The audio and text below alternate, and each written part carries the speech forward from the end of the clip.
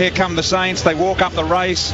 Nick Riewoldt leads them out. Baker on one side, Jones on the other. Listen to the roar here. The Saints arrive on the MCG. Nick Riewoldt high fives the young man that'll lead them through the banner. He looks like he's 3 or 4 years of age, the moment of his life. And the Saints are ready to play as they come out, David King. Well, they are, and they're going to be challenged today. There's no doubt about that. The Almighty Pies have been the case in 2010. They've been the dominant force. I think the biggest issue that Collingwood have got is when they step forward of centre, how they deliver the ball. Last week, they bombed the ball in an inordinate amount of times. I did some research during the week. 34 kicked entries from 70 metres out from goal. That's too deep. Against modern defences, you can't bomb the ball in. They were almost kicking it NFL-like with an enormous hang time in the air, and that gave Fisher and Quilt, the guys you're talking about, opportunity to get across and impact and third man assist. Today, Collingwood need to run the ball. They need to carry the ball forward to centre, carry it as far as they can. It's a perfect day to do it, Kingy. Yeah, and that'll keep the St Kilda one-on-one defenders. They won't be able to assist each other if you run and carry the ball into your forward line. The Saints were fantastic, but largely off the back of two guys. Yeah. I think really, if they can stop Hayes and Goddard, the Pies, I don't know where they turned to after that. Last week in the second half, every time Hayes got it, he kicked it to Goddard. Every time Goddard got it, he kicked it to Riewoldt, and they don't go inside 50. The lesser lights didn't touch the ball in the second half last week. Dalsano and Graham, as you say, they're quality players, Kingy. They're the blokes who've got a lift this week. Yeah. And I reckon the question was put to Dalsano. Rossi Lyon, I just watched a bit of vision during the week. He was talking to Dalsano, and I'm serious. I don't think he was hard enough for the contest. And number one, I don't care if you've got an injury. This is the grand final. Don't play and play someone else. But when you put your hand up, you've got to stand up, and Dalsano's got to do that, and Graham today. There's no doubt those two players, Del Santo and Graham, had poor grand finals last week, and there's no doubt the coaches put the acid on them. And what about Riewoldt? I think he really needs to not have a points decision today for St Kilda to win. He needs to be dominant. He needs to be a presence down there. I know he's a target and he's a workhorse and we love him, but he had an ordinary grand final against Harry Taylor last year, and he wasn't at his best last week. He was beaten in one-on-ones by Nathan Brown. He can't allow that to happen today. Yeah. At worst, it has to come to ground level if he can't mark it. If he runs hot, Riewoldt, what's the next move, Kingy? If Nathan Brown can't handle him, no Prestigiacomo in the 22. Yeah, look, I think they have to try a wild card. If that's the case, you have to go to an O'Brien or someone like that just to see if they can go with him in a leg speed sense, because he'll cover enormous ground, as we know. Yep, well, Collingwood are just about to come out, Kingy. Sorry to interrupt you. Nick Maxwell, Nathan Brown, Chris Dawes, Dale Thomas are being led up the race as we speak. It'll be an almighty, enormous roar. St Kilda already warming up at the punt road and come out to an incredible ovation. Had the photo taken. The umpires are out there. Razor Ray Chamberlain, Brett Roseberry and Sean Ryan. And here come the Pies. You can hear the chant going up. Stadium is pretty much evenly matched, although Scotty reckons slightly St Kilda. Here are the Magpies. Scotty, what's it like down there at the moment, Scotty? Oh, this is magnificent. As the song comes out blaring, this is just huge. Sure, he nailed it before too. There are so less corporates than there were last week. It's just the people here, the supporters who really, really care. Have a listen to this. This is just what we play footy for on the best day of the year.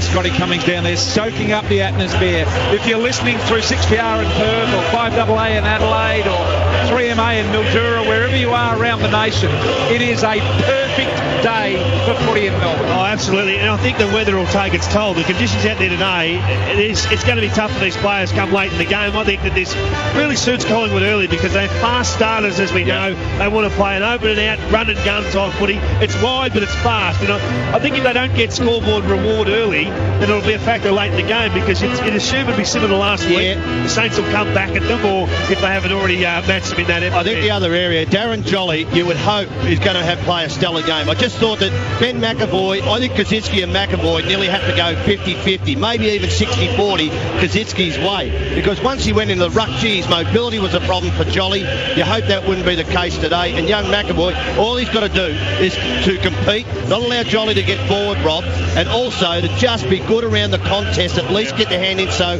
he doesn't have a total dominance. One thing about McAvoy, I think McAvoy can go to full forward and maybe spend 20 minutes there through the course of the game. Michael Gardner, the ruckman who's out injured, he probably struggled to play that tall forward role, not mobile enough. McAvoy's a little bit quicker, can take, I think he's a better mark, so we might see McAvoy stay on the ground when Cozzy has a run in the ruck, but I'm pretty sure that Jason Blake will go with Lee Brown when he goes into the ruck for the Pies. What do you do with Sam Gilbert? Where do you start him? Because he's fantastic at half forward in the second half. That's the question, Kingy.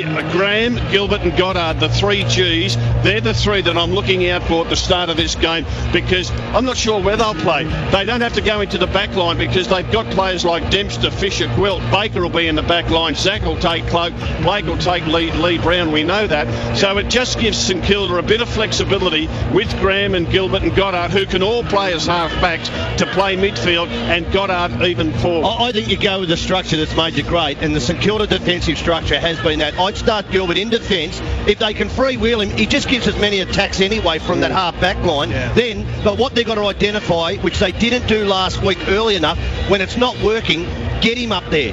They've got to be quick, and he was very proactive, Ross Lyon, at half-time. I think that had to be made because they were totally dominated in that second quarter, maybe 10 minutes. This week they've got to be so much better off for it. They've had the experience, they've had another week. Hasn't been as intense, but obviously it's a grand final, and here they are out in front of around 100,000 people again. Perfect conditions. You couldn't ask for any more. You know what? The Saints were 1 goal down at quarter time last week, but the dominance of play at Collingwood, you just thought they should have been 3 or 4, but they were only 1. Yep. It was that second quarter where I think Collingwood had over 20 inside 50s to about 7. Yeah, that's right. So, let's go down to Scotty Cummings and soak up a bit more of this atmosphere. Scotty, just describe what you're seeing at the moment as the players are almost about to belt out the national anthem. Yeah, they've all had their shots on goal. As Ballsy said, Nick Grewal looking pretty good. His first couple he kept pulling, but after that he's fixed that problem and was kicking straight Clokey. Not bad at all.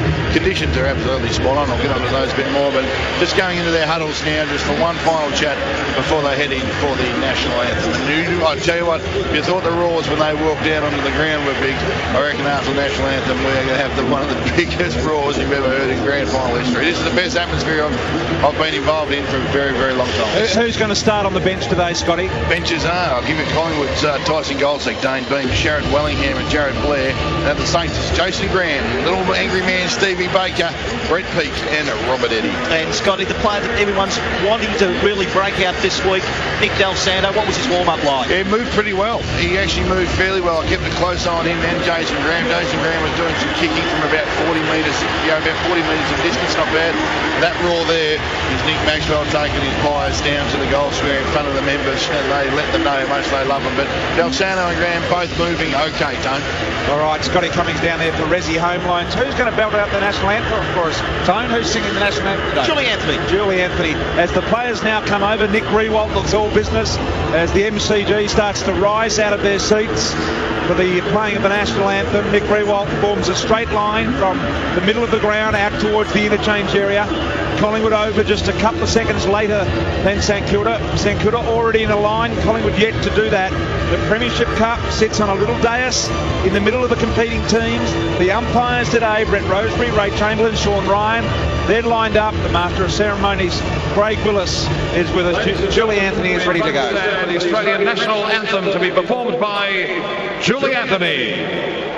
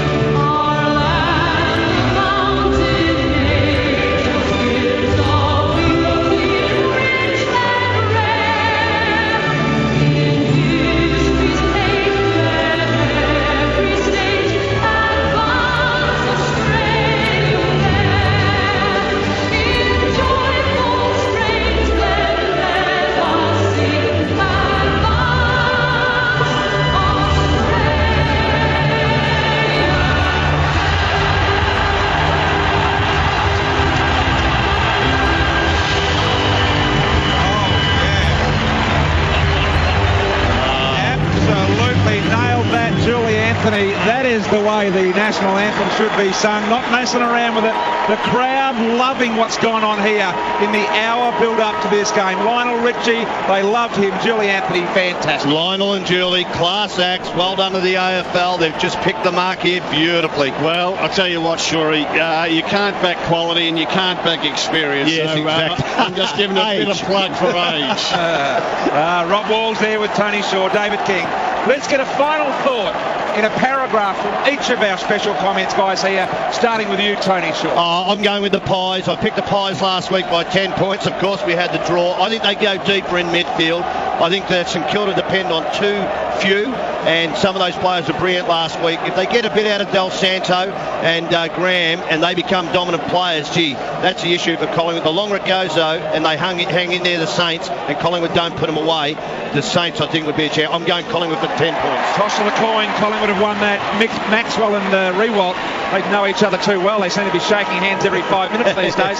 Maxwell has won the toss. Kick to the City, Collingwood end of the ground. Robert Wall. I'll give you a paragraph, not a story like Shorey BT. Well, okay, that was a paragraph. Nick Rewalt needs to play a BOG today to get his team home. I think he's capable of it. Rob Walls on 3W Football. That's a sentence. David King.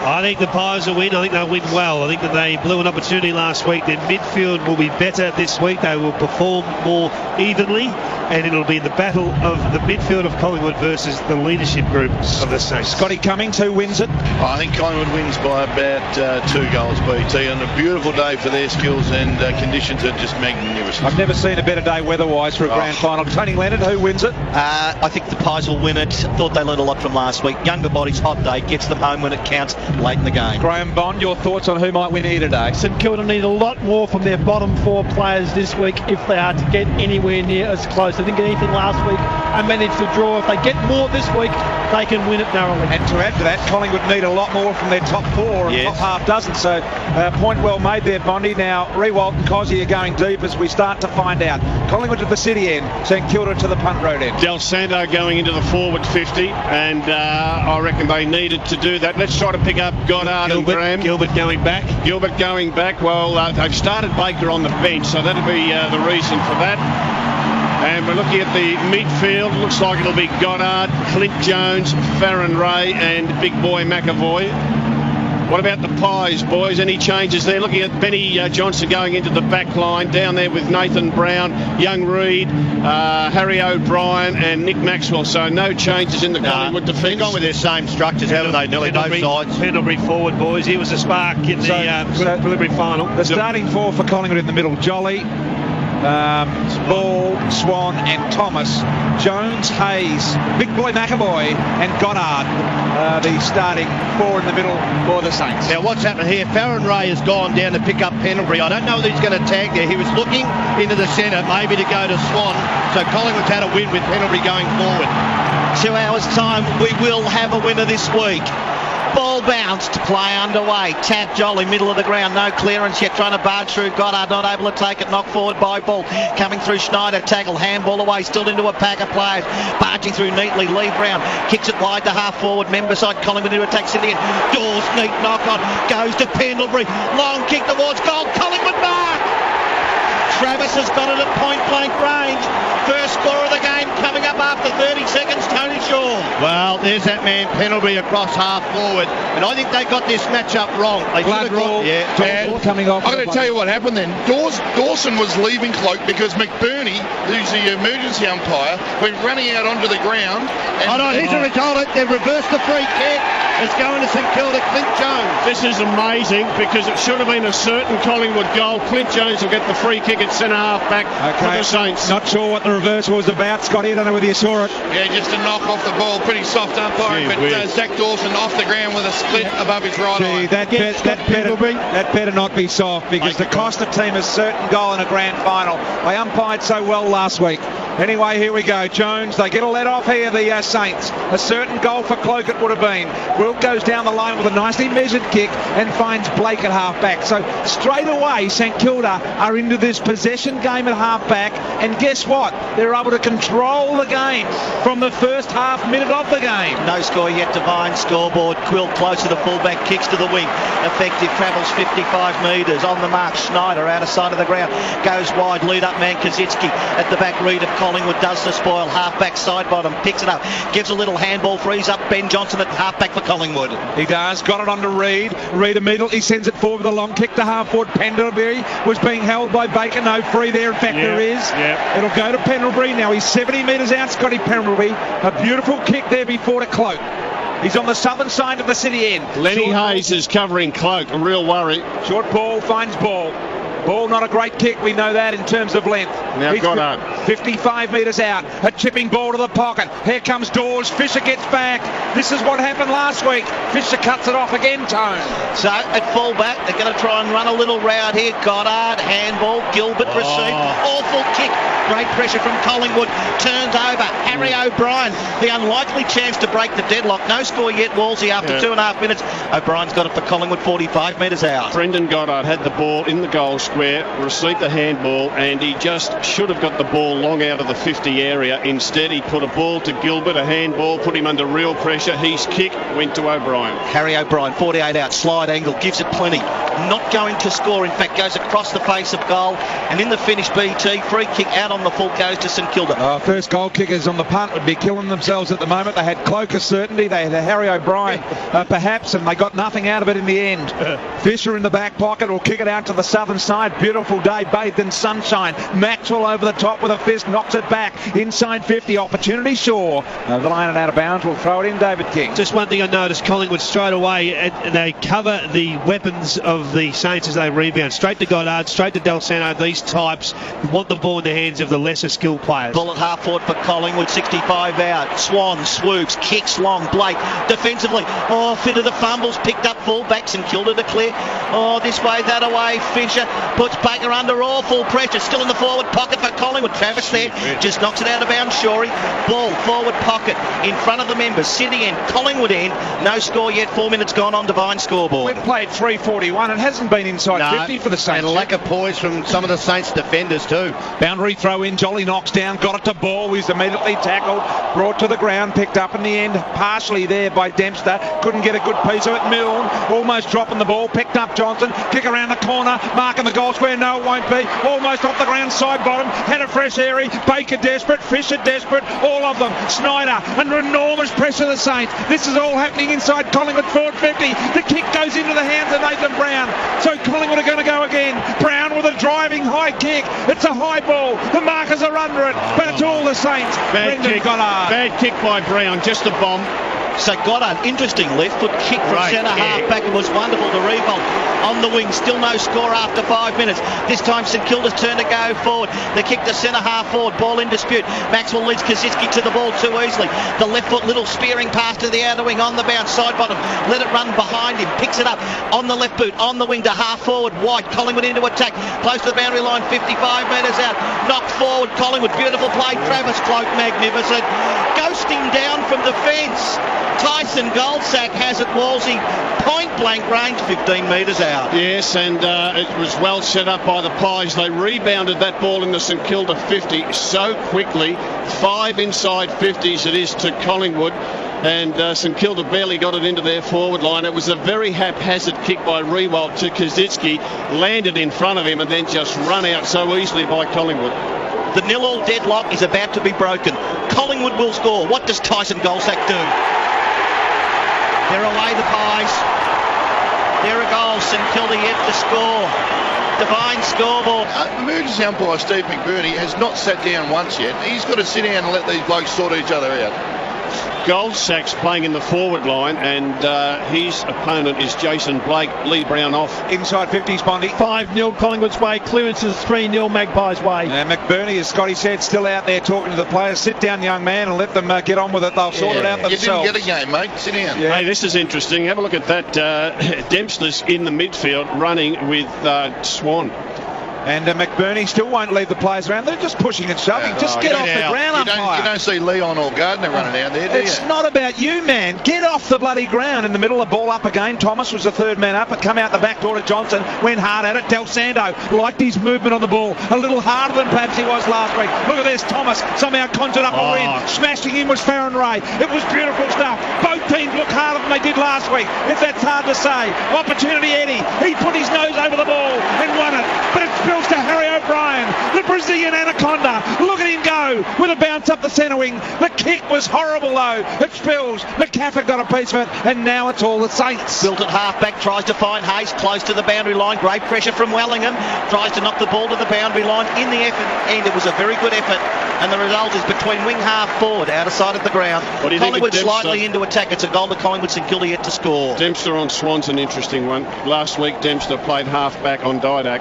I can tell you this, both sides are really cracking in for the loose ball. A few jittery ones last week, not this week.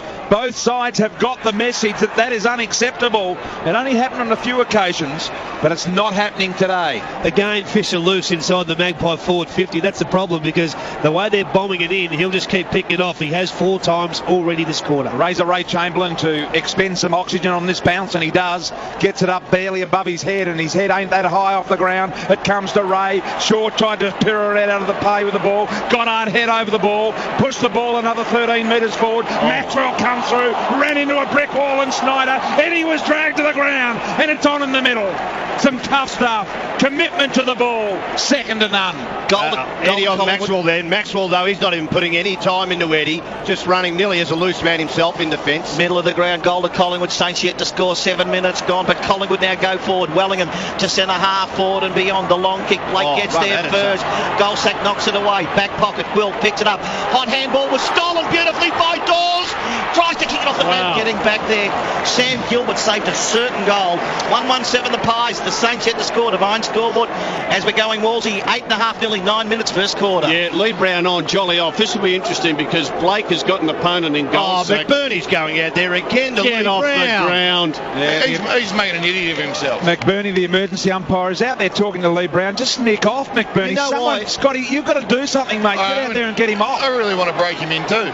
God, it's absolutely pathetic. It's a grand final, man. The kick goes high. Nathan Brown over the top, knocked it down. Over the top of that was maybe side bottom, or it was beams, in fact. And we'll have a ball up right in front of the MCC members. Someone get Geesh on the phone. You know what happened then? Jolly came on, Schneider was coming off, and they bumped each other, and he's gone out to Jolly. Umpire will ball it up here. Lee Brown, get over it. Right in front of the members. Brown was infringed here against Kazitsky, and Kazitsky will get the free Tony Leonard at half-back for 3 footage. He certainly does. Wants to go 15 metres defensively. St. fans have got to be patient. Back to Del Santo, closer to full-back. St Kilda controlling the ball. Fisher wide to the outer half-back flank.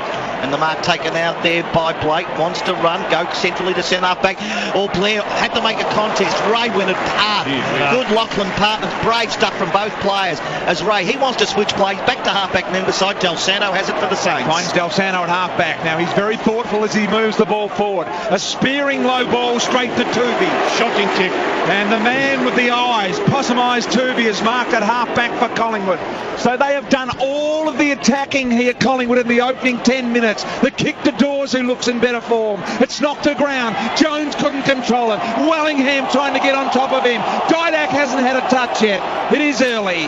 And we'll have another ball up in the shade of the northern stand here, right in front of the MCC members. 1-1-7 Collingwood. St Kilda yet to score. So, got what they want here. They got Gilbert in the goal square defensively, boys, versus McCaffrey. Good move by Malthouse. Wing half forward, Collingwood into attack. The bounce as a free kick. St Kilda again off the ball. Take the free. Luke Ball running with Lenny Hose. 1-1-7 Collingwood. Saints yet to score, but it's 11 minutes gone. First quarter. Divine scoreboard. St Kilda yet to go inside 50. Been playing 11 zone. They don't look like scoring. Do not look like scoring at the moment. Reed's a loose man in defence. This is where this ball's going. Blake at half back to members wing.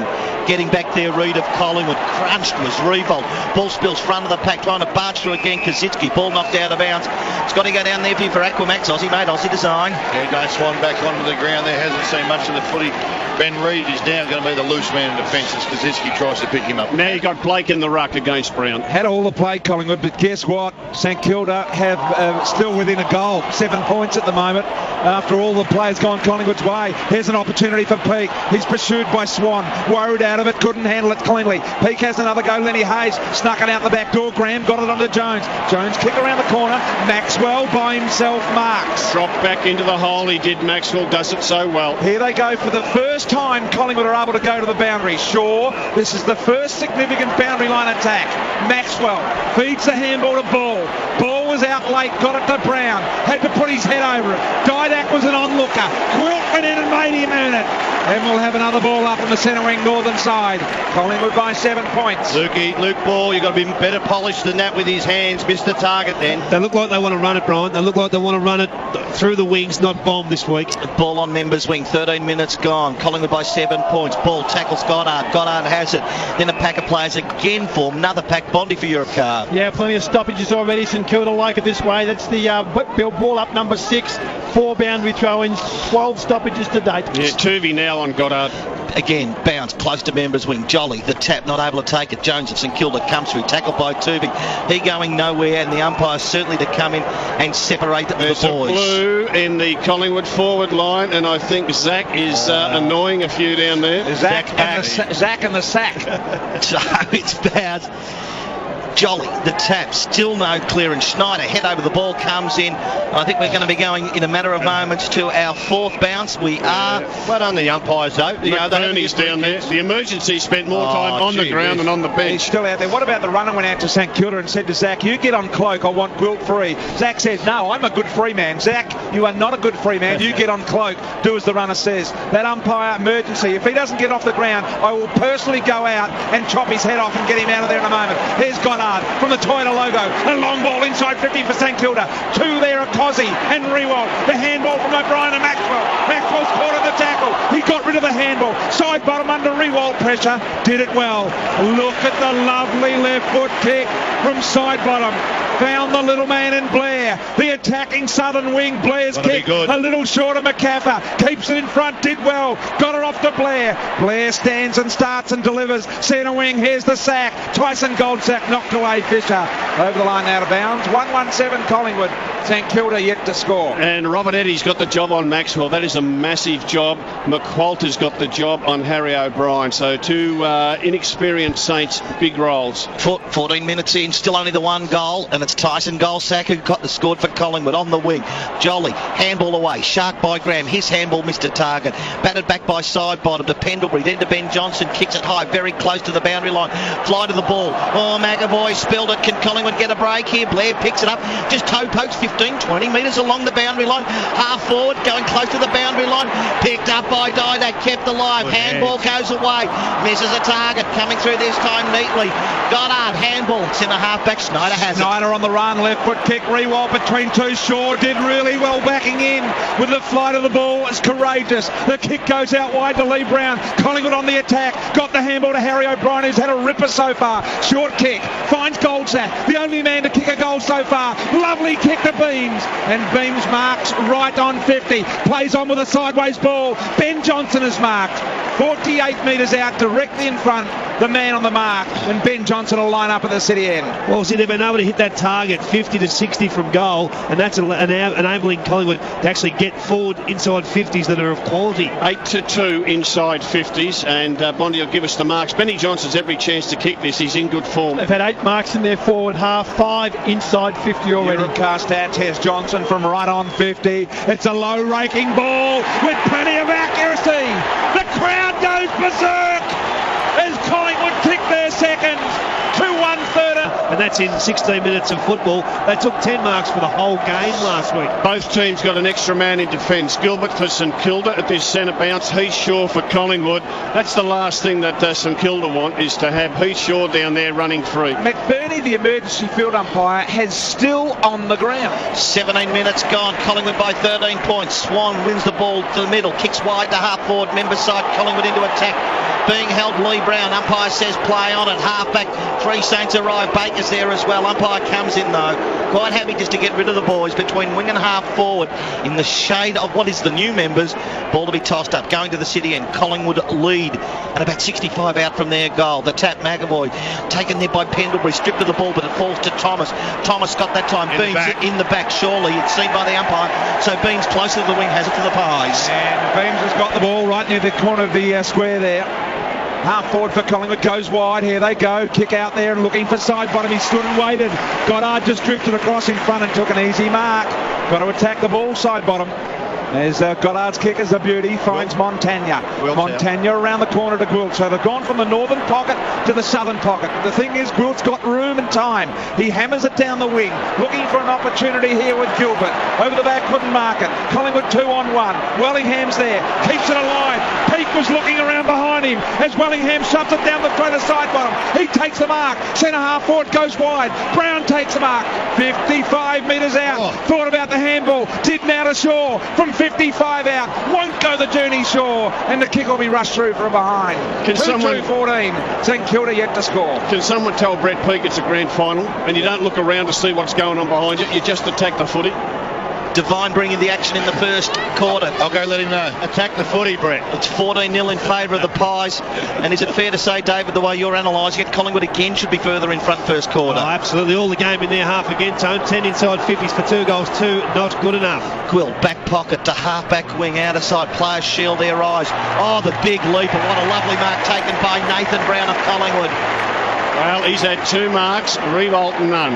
And St Kilda hasn't scored in 19 minutes. Collingwood inside attacking, 50 again. Lenny Hayes, fly to the ball, had to go back. Coming through, though, with the little headband, Zach Dawson takes it between fullback BT and centre half back for the Saints. Is 2-2-14 enough score, Shorey, for what they've had so far? Nowhere near it. And this is the problem that happened last week too, BT. Saints kicked a couple of goals late. Kick goes up towards Lee Brown. Look at the 3-on-1 here. Ball, squirted the handball out to Harry. He got it back to Ball. Ball through traffic, but without foot speed. Was able to get it to Brown. Brown takes them on. 1-3. The umpire said you faked it. Del Santo, lovely handball. Hayes did well, but Harry O'Brien will mark uncontested at half-back.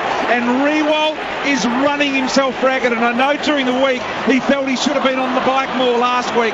Well, I tell you what, he is knackered.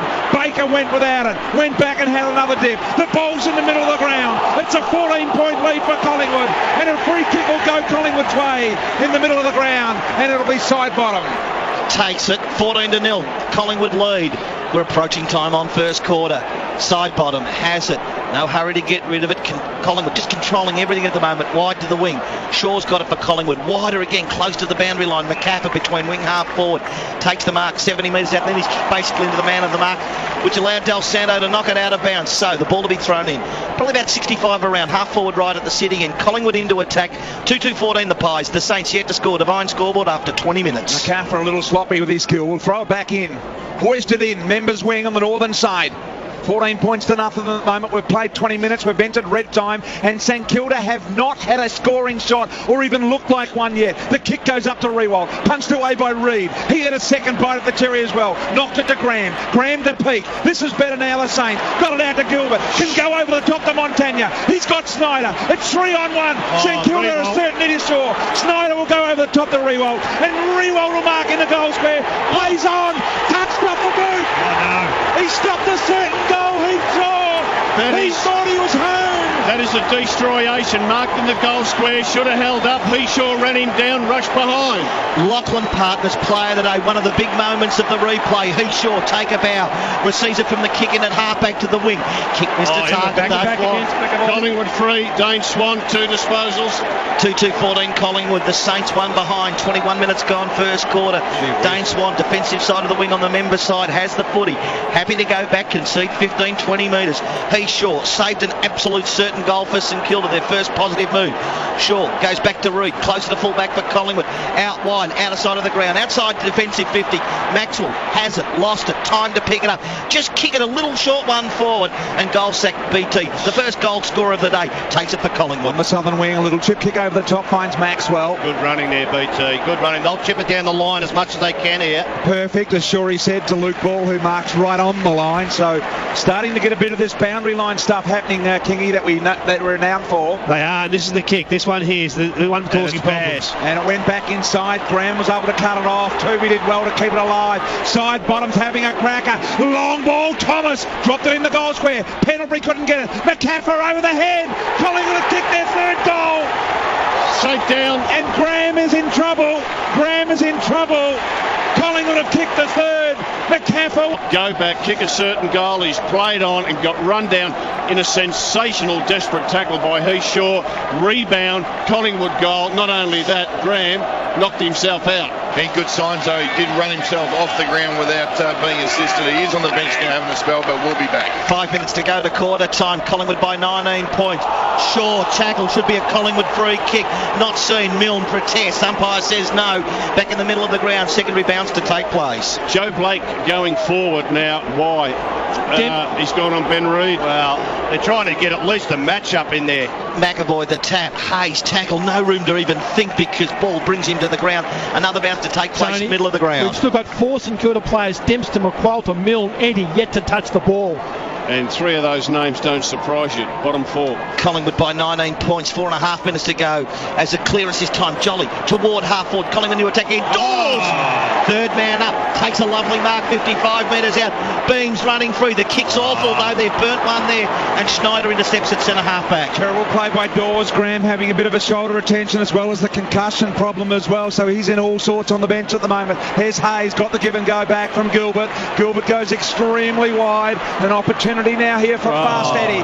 Eddie with a horrible kick. Rewalt made it look better than it was. Picked up the handball to Snyder. Got it back to Rewalt. Rewalt goes inside 50. Getting back is Reid. Uncontested mark again. Collingwood on the rebound. Thomas over the top.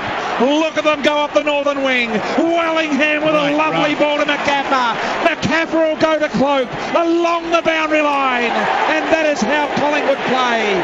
Cloak 30 metres out, a real difficult shot at goal.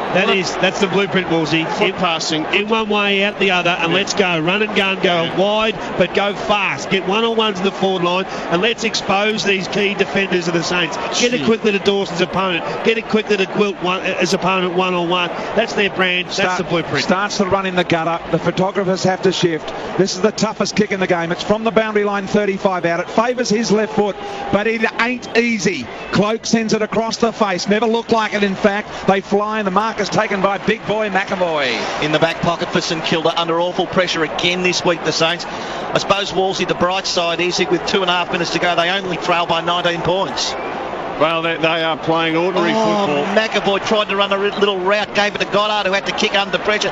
Back to the middle of the ground. Ben Johnson knocks the ball away. And well done to Ben Johnson. Had to feel the heat. Takes it. Gives away a free kick. Well, Kaczynski gives away the kick. Ben Johnson takes it to centre half forward. Collingwood to attack again. Dale Thomas, position A1. Not able to take it. Del Santo didn't bend over. A little kick off the ground to McWalter at halfback. Gave a little handball out to Jones at halfback for St Kilda. Did it really well and got it back. McWalter now he gives it to the better kicking Gilbert. Gilbert's got a vacant forward line with only Rewald in it. It's 2-on-1. Collingwood get the numbers back. The sack. Goldsack got back. Rewald can't get near it. Handball to Pendlebury. Half back. Collingwood on the counter attack. One of the rare times they come through the middle and they find Tooby.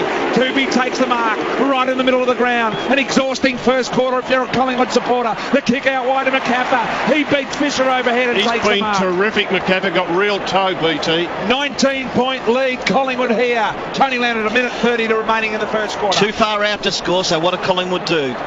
Do they hang on? Are they happy with the 19 points, or do they go for glory and another goal? McCaffer kicks it inside attacking 50, but very wide. Dawes goes back fly to the ball. Gwilt knocks it out of bounds, and the result sure to be thrown in. Half forward pocket left, 35 around from the Collingwood goal. Ross Lyon, look at last week. You're going to play a forward line with a structure one-on-one because you were getting slaughtered by the rebound players at Collingwood at the moment. Collingwood deep into attack, lead by 19 points. Off the pack for the throw-in. Wellingham has the shot at goal. And it just went across the face, and again they get another stoppage.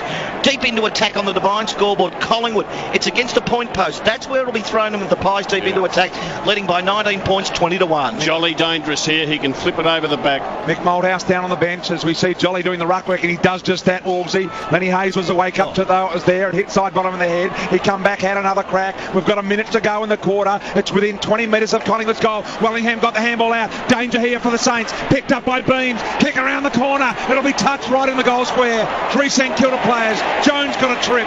And it'll be a Clint Jones free ball. 55 seconds, BT. It's a big 55 because if the Pies score here, they'll probably get to the position where they've had the dominance of the quarter and get it on the scoreboard. So Jones has to go short. The halfback, Farron Ray, good position, takes the mark. The clock runs down. Collingwood 3-2-20. St Kilda 1 behind. Divine scoreboard, 28 gone first quarter. As Ray against the boundary line at half back to the wing he goes. Revolt leads up. Goldsack, the pressure. McAvoy slow to get rid of it. Somehow shovels it out to a contest. Gilbert through 1, through 2. Has a bounce. Needs to spot up a target. Goes wide to half forward. Revolt takes it. Will it bounce up? He's got to have a fly. He's inside attacking 50. From 45, tight angle goes long across the face, and Ben Johnson was awake to it. Didn't want to play, allowed it just to bounce through, concede the behind. It's St Kilda's second and their only score of the quarter. 2 behinds, Collingwood an even 3-goal leads. That should take us to quarter time as Jolly on the end of it takes the mark. All honours with the Pies. First quarter, 28 minutes gone. Collingwood 3-2-20. St Kilda, 2 behinds. Goldsack, Ben Johnson, McCaffrey, the goal scorers. Rob Walls, again I suppose I'll ask. First up I'll go to you, Kingy. Tell us what you've seen. Is 18 points the right mark showing Collingwood's dominance? No, it's not. But the one thing is St Kilda are goalless. That is a huge psychological blow. There's no doubt about that. The attitude of the Pies is what...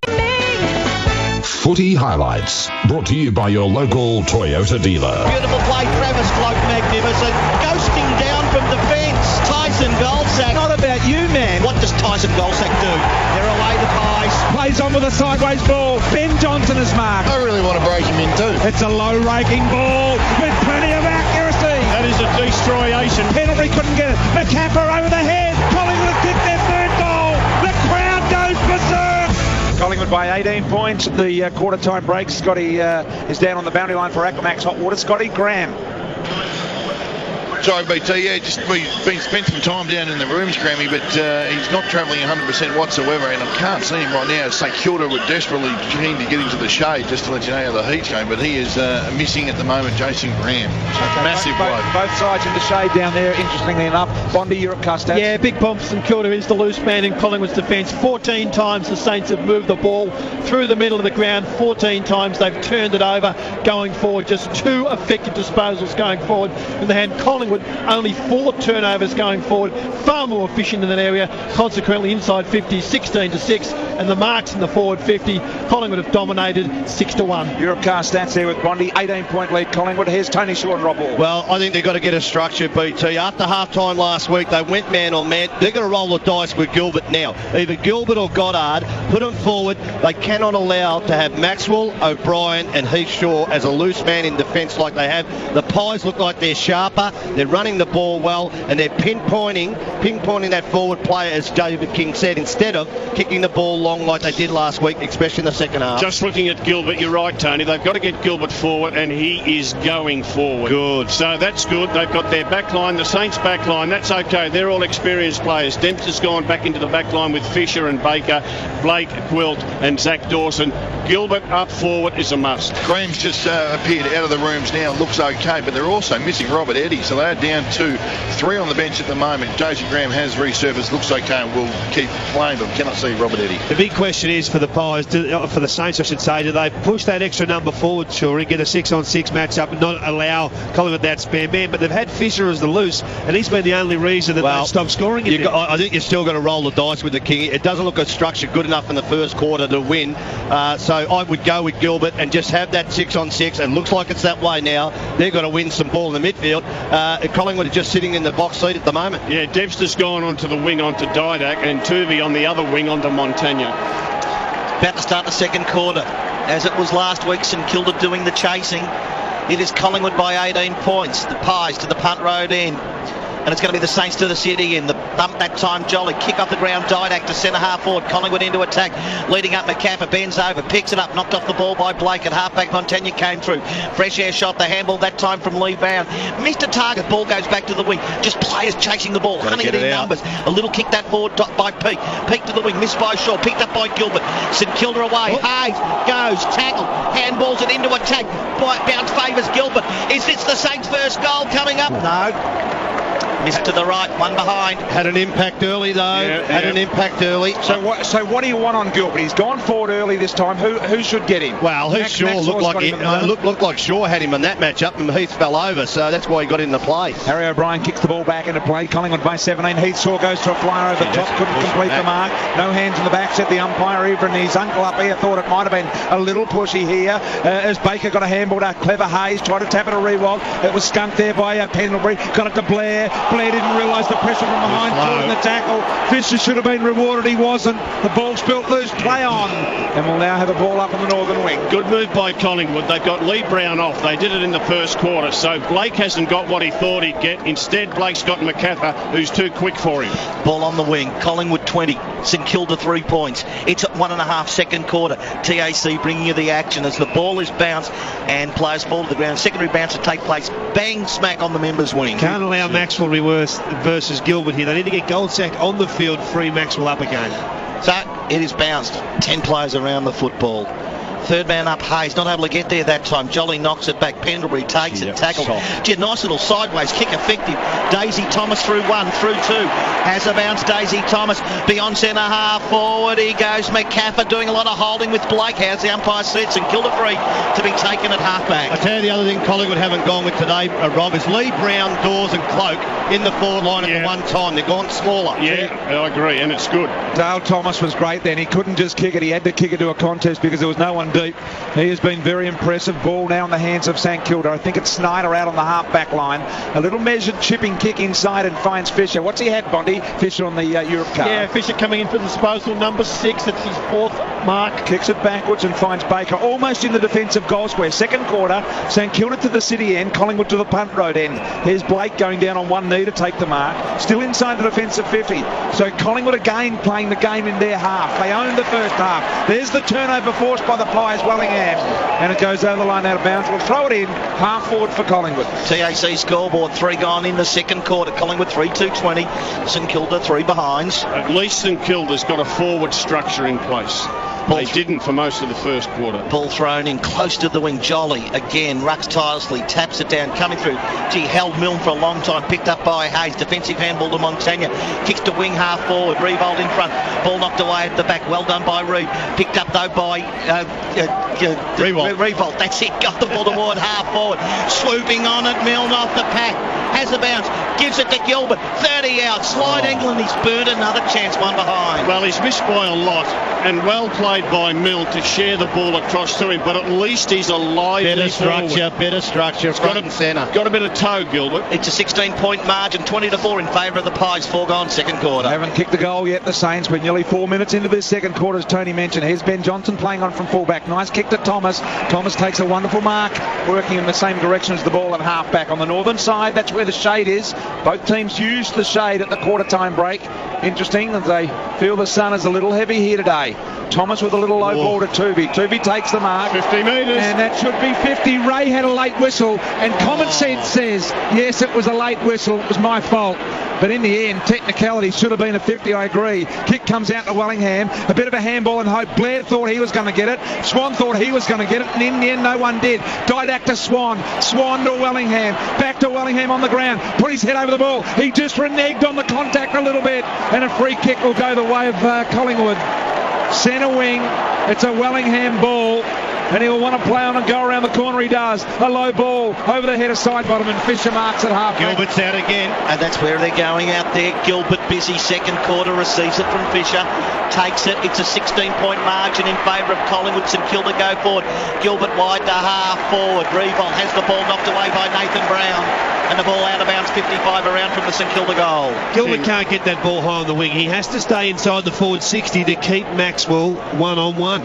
Thrown in front of the pack. Goddard taps at half-back. Wellingham got it. Handballs into space. Coming through. Ball went to ground. Didn't, though, give the ball up. Nice handball to side bottom. Spearing passes a beauty. On the wing, Dawes has it for Collingwood. He plays on with a handball to Blair. Blair goes inside 50 to Didac. 2-on-1. Cloak shepherds for Didac. Didac runs onto the boost ball. Cloak gave it back to Didac. Tackled but got the kick away. Didac scores the goal. Place goes absolutely bananas here at the Journey. Handball from Cloak to Didac for the goal. Four-way change for the Pies there. 4 in the Joneses at once. Stephen Milne came off, had a little bit of a conversation with the physio, now getting some work on his hammies. Just play down there, Scotty, for Aquamax. Any sign of Robert Eddy? Still no sign of him, so they're still down to 3 on the pine. So it's a 22-point margin at Collingwood. They're going to win it from the middle of the game. Pendlebury scrambles one to half forward inside, attacking 50, punt road in. Collingwood into attack. Ball just bouncing away from side bottom. Baker at halfback knocks it away. Little handball to Dawson, then got it out that time to Dempster. Handball Jones. Oh, Del Santo didn't take it with him. He's over the ball. Picked up by Lee Brown, just kicks it high. Ball at centre, half forward. Collingwood into attack. Lee high that time, then was trying to knock it away. Steele side bottom, didn't do so. Halfback Hayes has it, got a handball away. Collingwood force a spoil. Picked up going back tone, free kick, and it's way behind play. And it's hard to work out who's got. I think it'll be a St Kilda ball. Yeah, Fisher at halfback. Against Lee Brown, boys. And it's behind the play, so it'll come up to where it won't disadvantage the side. So, well, the umpires are insisting on that, so a bit of a lull at the moment. Looks like Farron Ray will take it. So it is. It's halfback. St Kilda on the southern stand side. A chance to grab our breath. 4-2-26 Collingwood. St Kilda 4 behind. Biggest lead of the game. 22 points in favour of the Pies. Farron Ray with the free kick at halfback here. A packed stadium full of incredible atmosphere before the game. Lionel Richie just romped it in. The kick goes forward. Big boy McAvoy takes a nice mark. Done okay. Between centre and centre half forward is McAvoy. Handballs to Del Santo. He was wrong-sided on his right, straightened up on his preferred left. Off the hand of Rewalt. Spills to the dangerous Snyder. He went to ground, was tackled, comes to Rewalt, kicked it out of bounds on a full Rewalt. And a free kick to Darren Jolly in the back pocket here. Collingwood by 22. Let's have a look at that. Jolly 17 hit-outs, McAvoy 5. They cannot buy a mark inside their 50, St Kilda. Going to Rewalt a lot. Kaczynski needs to or they've got to keep going to Kaczynski a little bit more. 8 minutes gone in the second quarter. Jolly, back pocket for Collingwood, the halfback members side. The leapers, Lee Brown can't take it. Fall of the ball, Del Santo has it tackled, and the umpire comes in and separates. They just need Rewalt here. They need Rewalt to stand up. He's taken the 2 marks for the day. He's getting plenty of ball in his area. He needs to start clunking a couple. Jolly again, another tap as players just converge on the football, and the umpire comes in again, separate. This time just moved a little bit more into the corridor, so the Saints have it 55 metres out, or the ball to be bounced there, 55 out from the St Kilda goal. Lee Brown does the ruck work, taps to the boundary line. Dainswan knocks it in front of him, tackled by Jones, gets rid of the ball, Revolt the handball to Schneider. Schneider to Goddard, 48 out, tackle, had to get rid of it. Ray the handball, great pressure from Collingwood, picked up by Montagna. He's gone long, Montagna. With the stick. On the other side, 1 behind. 5 behind the Saints on the TAC scoreboard. 9 gone second quarter. Collingwood 4-2-26. The margin 21 points in favour of Collingwood. Robert Eddy out of the rooms and will continue. What did it do, Wolsey? Hit the stick. It did indeed. Montagna, look at Shaw run away from the kick in from full back. Hammers the ball to the wing. Side bottom, who's been very good, was out manoeuvred this time by Baker. Taken away from him by Fisher. Fisher is centering ball better for St Kilda. Shaw was fantastic. Got the handball away. Kept it moving Tuvey. Now an opportunity for Dempster to repel the attack. Got it to Goddard. He does this one. A beautiful little shimmy. The kick off the side of the boot goes wide. And side bottom of Collingwood marks it to 50. Collingwood by 21 points. And he wants to move along the outer wing. And Dane Beam's unable to keep it in the field of play. Touch. And as the ball goes out of bounds, we approach the 10-minute mark with Collingwood by 21 points. Graham Bond for Europcar. Dane Swan having a quiet one. Just the 4 disposals coming to the bench now. Ball tossed in. Kaczynski does the ruck work. The tap went to Goddard. Handball to Ray. Middle of the ground. Wants to get onto the left. Gives a little handball now. Del Santo just made the kick under pressure a little bit. Will it come up to McWalter? It does. He picks it up. Wants to get rid of the football. Didn't need to do it. Ball's turned over. Didak goes to Tuvey at halfback. His handball missed a target. Del Santo the sideways handball. Into Kaczynski. He's mucked it up as well. Ball in the middle of the ground. Can Fisher just stop the rod? He does on the outer wing. Could anyone find their own man with a handball then as the kick comes to Dawson? Dawson marks centre half back from the south side to the north side. The transfer by St Kilda is clean and clinical. Peake with a chiseling ball to Gilbert. His 3rd shot of the quarter. He marks. He runs. 40, 30, 35. drive, he's missed. Hit the stick. He's hit the stick, Wolsey. What has he done, Wolsey? Hit the stick. Oh no! Wowee! Unbelievable! 20-point lead. Gilbert has missed 3 shots since quarter time. It's a good move. It would have been a sensational move had he kicked goals. The kick in though from O'Brien was a beauty. Went 50 metres to Tooby. He marks the Tooby kick. I'm not so sure about. It's going to be turned straight over. Picked up Farron Ray on the wing. Kick beyond centre, half forward. Getting back Ben Johnson. Ball carries the pack. Gilbert close to the boundary line. Forward pocket. No, couldn't get away from O'Brien. O'Brien kept pushing him back to the boundary line. Forces him out of bounds. Forward pocket right at the city end. Saints into attack. 15 metres around from the St Kilda goal. It's still on the TAC scoreboard. Collingwood by 20 points. I think they've owned most of the quarter. St Kilda here, 11 minutes. 2 inside 50s for them. Well, there you go, Bondi on the Europe card. As distinct from the first quarter when Collingwood owned it. Hayes got a high tackle on Blair. Nothing forthcoming. Ray says, give it to me, we'll ball it up. 20 out from St Kilda's goal mouth. This is psychological now. No goals. They have no reward for all their work here. The Saints. This is the reverse of what we saw in the first quarter. 21 contested possessions to 12 their way. Bondi, you get to the record books. We've played nearly 12 minutes in the second quarter, and it's one of the sides hasn't kicked a goal in the grand final. Here's Thomas. Got the ball at half-back. Waited for the handball to Didak, who was superb. Didak around 1, then a nifty handball to Wellingham. Perhaps a little cute, some would say. Del Sano got in there. So did Dempster. Eventually they lose control, Collingwood. And now we'll have a ball up on the half-back line here for the Maggies on the northern side. So, 26-6 in favour of Collingwood. We are now at the 13-minute mark of the second quarter. St Kilda have not kicked a goal yet. He free kicked Kaczynski, surely. It's just high leap. Well, he's got McAvoy and Rewalt inside the forward 50. 2 big targets. Lee Brown got him high. Kaczynski goes toward the middle of the ground. Now Manfrey to set it up. This time's Blake. Wide to half forward right. Inside attacking 50. Fisher takes the mark. He can kick this. Now that was McCaffer. He's had a great game, but he left Fisher when he had to stay with him and make Blake, who doesn't kick the ball well, to try and pinpoint a player inside 50. Very good point. He just allowed Fisher to run 30 metres back. Oh, gee. Goddard just put Maxwell down. Umpire Ray's near it. Fisher, though, eyes on him. Will this be St Kilda's first goal at the 13-minute mark, second quarter? They trail by 20 points. Fisher got into the man on the mark a little bit, got it high, mistimed the run up, 1 behind, 7 behind St Kilda. Collingwood lead 4-2-26. 14 minutes gone, second quarter on the TAC scoreboard. I can feel Bondi behind me going to the record books. There may be no goals come half time. St Kilda have kicked 7 behind. They trail by 19 points. Collingwood's got the kick in. Sure it is from fullback. Kicking to the punt road end, kicks to himself, plays on, then chisels out wide to Thomas. What a lovely kick it was. And Thomas marks at half-back. Plays on with a short kick over the top to Tooby. Tooby completes the mark at half-back. 8 inside 50 is this quarter for the 5 behinds to St Kilda, but there's no reward for Collingwood either, boys. They're right in this, the Saints. Horrible handball by Tooby.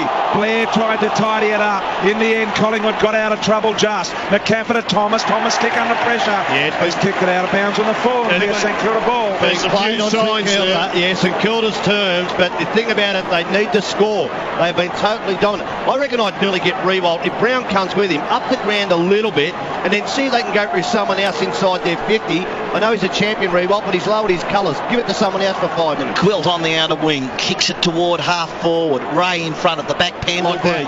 Oh, there he is. You wanted him, Rewalt. Pack mark, 4th man up, takes it. Go to Goddard. 60 metres out, goes long. Goddard. Got it high. Free kick to Goddard for mine. No. Umpire said play on as Gilbert swung when he kicked it. Free kick paid by the other umpire, boys. It was a free kick too. Let's have a look at the replay. Goddard got in early and he was grabbed around the neck by Maxwell. I can tell you, I was watching both umpires. Neither of them wanted to pay that. No, they didn't. You know why? Because Goddard initiated the contact. Goddard took his eyes off the footy. Maxwell was a bit stiff. That the gloved hand clawed him around the neck. 15 minutes gone, second quarter. Is this St Kilda's first goal? Goddard! They are on the board at last. and the margin's only 13 points. St Kilda won 7-13. Unselfish in grand finals. St Kilda get their first goal some 15 minutes into the second quarter, and as Tony Leonard rightly pointed, they're just outside now, 13 points down. Nothing in it at all here at the G as we close in on half-time. 10 minutes left in this second quarter. Hayes out of the middle with a wonderful clearance. Got it to Graham. He still looks a little groggy. Got smacked again. The kick forward for Collingwood. It's been marked by Quill. Not paid. Beans handball out the back. Swan got a bit of a nudge. No free there. The umpire lets it go. Quilt's fighting for his life. Jones didn't want it. Didak around the corner. Shot at the city end, at the punt road end. Missed, and a minor score. 4-3-27 Collingwood. St Kilda 1-7-13 on the TAC scoreboard. With Goddard to bring it back into play, Shorey. Oh, here's this man, Goddard again. He's doing it up forward. He went down and kicked out last week a number of times. Goes wide to half-back. Blake of St Kilda takes the mark. I think he's had plenty of it so far, Graham. As 9-3 this quarter inside 50s for the Saints. Blake coming in position number 7. Can we get Stephen Milne into the game, boys? He's had no kicks for the game. He needs to fire. Blake back to Goddard to fall back. The outer side of the ground. Will takes the mark. They've done it beautifully. And Dempster BT on the end of it. Just defensive side of the wing on the outer side of the ground. Yeah, half back. They crawl along the boundary line. Dempster a little chisel to Graham. Here's Graham. He's just come back on the ground. Ran hard to get that mark, Graham. He did, and he takes the mark on the southern centre wing. Neutral territory. High ball. Horrible kick, in fact. Up it goes. No winner in the air. Offhand. Side bottom did well. Luke Ball was even better. Got it to Tuvey. Tuvey with a bit of pressure. Got rid of the handball. It worked for Blair. I'm not sure it was deliberate. Now to the left foot at Johnson. Johnson of Collingwood, a little chiseler, finds Maxwell. Point of the square at half forward. Maxwell goes long. Swan in the foot race. He'll get there. No, he won't. Minor score. 4-4-28 Collingwood. St Kilda 1-7-13 TAC scoreboard. Well, you called Maxwell there in the middle of the ground, in fact in the Collingwood forward line. That's because he's running with Goddard, and Goddard at the moment playing half back for Saints. Closer to centre half back up the middle this time from the kick in. Goddard was good, found McQualter. Gee, good kick-ins. It was. McQualter goes short, it's okay. Lenny Hayes has it in the centre square, admittedly defensive side of the centre. St Kilda going to the city end. Hayes draws a man, wants to come wide to the members wing. Blake on his own takes the mark through the Toyota logo. Passes all right, and just coming down from halfback, Graham's got it for the Saints. And he goes to Del Santo. Look at this, no Maxwell there. They're finding the loose man. Del Santo, wonderful kick to Milne. Didn't mark it in the hands. Tried to do it on the chest. Get the bloody Dukes out, Milne. Snyder's got it at ground level. Picks the ball up. Opportunity here for the Saints. Eddie knocks Beans out of the way. In they go. Dempster was there as well. Couldn't win it. Side bottom with the win in the end for Collingwood. Got the handball. Out of the loop is Thomas. He says, come at me, Dane. Swan does, but beating him to the ball was Zach. Knocked it to Quilt, and St Kilda win it back at half-back. Jones to Hayes at half-back. Oh, great tackle by Maxwell, turned around. St Kilda retained possession at half-back. Quill happy to go defensive, back towards Peake. Just wants to draw a man to him. Switch a play to the members' side. Oh, McAvoy the target. Thankfully, it's Jolly chasing him. Bad bounce favours Jolly. Beat 1, beat 2. Runs to 35. Unselfish play. Goal to Collingwood cover. The pass to McCapper for a goal.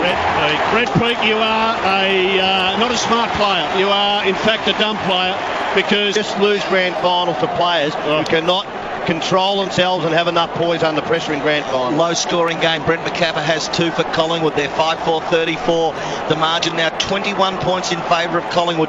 St Kilda 1-7-13 TAC scoreboard. 7:13 left in the quarter here at half-time. Umpire puts it up back in the middle. Jolly knocks it down straight to Pendlebury. There's a clean clearance for the Pies. They go to half forward. Side bottom and Dempster one-on-one. Side bottom used the bottom brilliantly. He comes around on the left foot. A little low ball to Jolly. Jolly's taken a low mark.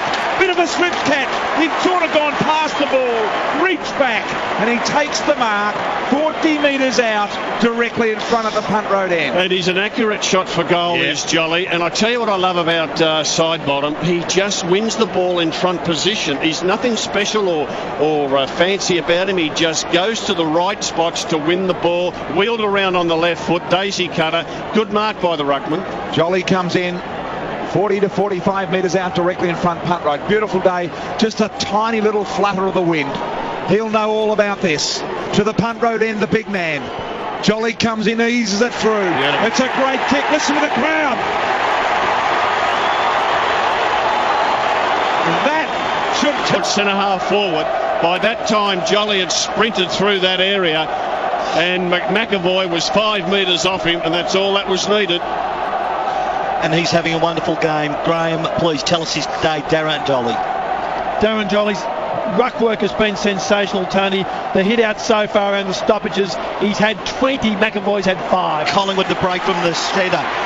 It was going towards Swan. Swan's handball over the top to side bottom, to goal sack, back to side bottom. It's 30 metres out. Defensive block applied beautifully that time by Dempster. Got it to Del Santo. Kicks on the right boot to half-back. It goes. Free kick to Wellingham. Just dragged to the ground. Didn't matter. Fall of the ball went Tooby's way. Back towards Wellingham. The pass just too wide out on the full. Free kick towards St Kilda. And that's going to be taken by Del Santo BT in the back pockets. Yeah, you get the feeling the floodgates could possibly open here, don't you? That peak, you don't have turning points, but things in the game where you've been on total dominance, and that just looks like it's turned around a little bit now. Wolsey called it as it was, and that is the peak kick was unintelligent. This is very similar to last week, though. They need to pinch a goal just before half-time here, the Pies, just to be the settler, I think, given that real belief they can go on with it. 27 points at the moment. It was 14 at half-time last week, Wolsey. Yeah, 5 minutes to do it, the Pies. Game swung their way again. It has. Fisher kicks it forward after St Kilda owned the first part of this second quarter. Another turnover goes to Thomas, who's had a ripper game. So is this man side bottom along the ground. Got it to Blair. Lovely handball by Blair to Shaw. He centres the ball dangerously here. Cloak flew with the one hand, couldn't hold the mark. Zach Dawson there concedes the behind. And a minor score. Collingwood by 28 points on the TAC scoreboard. And Goddard to bring it back in. It's 41-13 in favour of Collingwood. Handball to Del Santo. Frees up Goddard. Keeps running. Another handball to Montagna. Inside defensive 50 to centre half back. St Kilda have it. And it's taken there by Graham. They've got to get one. Under 5 minutes to half time. The Graham kick not to the feet that time of Revolt. The champ keeps it alive. Picked it up cleanly. Defensive handball to Montagna. Back to Del Santo. To the members. Through the hands of Peake. Turnover. Side bottom gives it to goal sack and Collingwood away. Oh no, wowee, Brett Peake. Pendlebury's kick was punched away by Gwilt, who saved the day for Peake. The side bottom comes off the ground knackered. Get him off. Oh, that was a bit harsh. That was just too high. Get him off. Sure, it was an uncontested. It was too high. He got a fingertip. He's had 3 stuff-ups in 3 minutes. Peake, get him off. It's a grand final, Shorey. Oh, no, we'll get him off then. Okay, get him off, runner. Boundary ball up here at half forward for the Magpies, who are on the roll here at the moment. It's 41-13 in favour of the Pies, and we'll have another ball up half forward. Here's David Kick. Well, he's not by himself. We've got Milne with the 2 disposals, Baker 3, Dempster 4, McAvoy 4, Cozzy 4, Zach giving them nothing. They've got too many players giving them nothing, the Saints. Ball bounce between wing half forward. Collingwood into attack. Maxwell did the ruck work. Roved though by Goddard. Tried to get it to Hayes, who got it to Ray, who's tackled and he is going absolutely nowhere. Blair living the moment. Applies the Butte tackle. For Aquamax, Scotty Cummings. Yeah, Jolly back onto the ground. Pendlebury having a break. Luke Ball back on. There's pandemonium down here. This is just intense footy. Kaczynski the tap. Jones for St Kilda. The kick only as far as Ball, though, on the wing for Collingwood takes it. Now, Manfrey only 15 metres away. He's going to go to Ben Johnson. Let the clock run. It's under 4 minutes to half-time. Collingwood dominating again this week. It is 6-5-41. St Kilda are 1-7-13. It's 28 points to lead. Ben Johnson along the wing to half forward. Punt road in. Dawes flies beyond him, but somehow came down with it in the finish. It's play on the call. Gave the handball to Wellingham. Sidestep one. Gave a little handball, but he missed a target that time. Montagna picks it up and clears quickly for St Kilda. Gets it up towards the wing on the northern side, but guess what? Collingwood there again. Reed to Ball. Ball goes inside 50 looking for Cloak. Cloak in front of his man was being held. Baker took a nice mark though. Can't play McAvoy as a key forward. He's too slow. Ground level the rebound. Reed's in trouble. Yep, Reed looks like he's done a right ankle or a right leg problem. He hops off the ground and looks in real problem at the moment as Baker's got the ball at half back. And the bench for Collingwood gone into a bit of a frenzy with Reed coming off. The punch back from Lee Brown was great to Jolly. Jolly got a little handball to Didak. Hasn't had a huge day, Didak. Del Santo got it to big boy McAvoy. He looks completely outclassed at this level. Oh boy, tackle to the ground was Zach the Dak. I'm not sure whether he's got much of an idea. Handball comes out. Cloak was trying to pulverise Graham. Look at the Collingwood players come from everywhere. The tackling in this game has been ferocious. Unbelievable. 49 Collingwood tackles to 31 St Kilda tackles. And none better than Travis Cloak there, who just drove Graham into the deck. It's not a massive statement, but this game is done and dusted, I reckon. Collingwood at half forward. Jolly, another tap. Hands and knees. Thomas just kicked it through a pack, only to halfback. Kaczynski's handball being stripped. Didak tries to do the look away handball. Hayes away to it. Handball to Zach Dawson under pressure. Coming in, bouncing off each other. Eddie and Dempster. Daisy Thomas in there. He is not letting go. Lenny Hayes and Didak whack at each other. There is just play after play. Lachlan Partners player of the day. This intense tackling from Collingwood. And again, BT, Collingwood get it bounced to stoppage. 55 from their goal. I'm not sure what happened before, but Lenny Hayes took 2 left hooks at Didak. Didn't connect. Well, you might as well hit him. He missed with both. I don't know what Didak did to him before. Well, you don't have to worry about next week, because we're not coming back next week. And Didak was zigging and zagging like Ali. Put his nose in and then pulled it out. Jolly, beautiful, tapped the ball on the stoppage. Ball trying to get through some traffic. All of the play in Collingwood's period here at the moment. I'm not sure that St Kilda here. You heard Tony Shaw say they are in enormous trouble. Rewalt did well to get it to Delsano. Another pulverising tackle by Brown. And a turnover. Didak to ball. Ball along the boundary line. Kicks it out of bounds on the full. And it is a game of tackle. 6-5-41 Collingwood. St Kilda 1-7-13. A minute and a half to half time. All on the TAC scoreboard. Can't land a punch when you're running backwards. Yeah. Delsano just kicks it 35 metres high to a contest. Kick off the ball. Goddard off the ball. Against Maxwell. Tony Shaw told me that. Goddard Can't land a punch. Handball. Frees up Montagna. Kicks toward full forward. The Saints have got to take a grab here this time. They're not going to. Very good. This bloke's best on the ground for mine. Darren Jolly takes it at fullback. You are right, Tone. If you had the Norm Smith at half-time, Jolly wins it. Although there was a bit of controversy last week from King about who got the vote, so I'll shut up and leave it to the expert. It's not a bad idea at half-time to get the boys that we think are in front, because if they're not there in the end, you just don't know. I mean, someone could impact on the game, but it is an interesting point at half-time. Here's an opportunity now for Goldsack. Goes hard at the ball. It spills out here to Ball. Got the handball to Shaw. Shaw inside defensive 50 at the moment. Snyder worried him out of it. Picked it up cleanly. Goes for the outside of the boot, Snyder. It misses across the face and Swan will mark. Deep in the pocket. We've got exactly 1 minute left in the half. Collingwood by 28 points on the TAC scoreboard, and Swan with the short kick just tentatively gets it to Pendlebury in the defensive goal square. And in no hurry to get rid of it, the Pies. They've done it beautifully.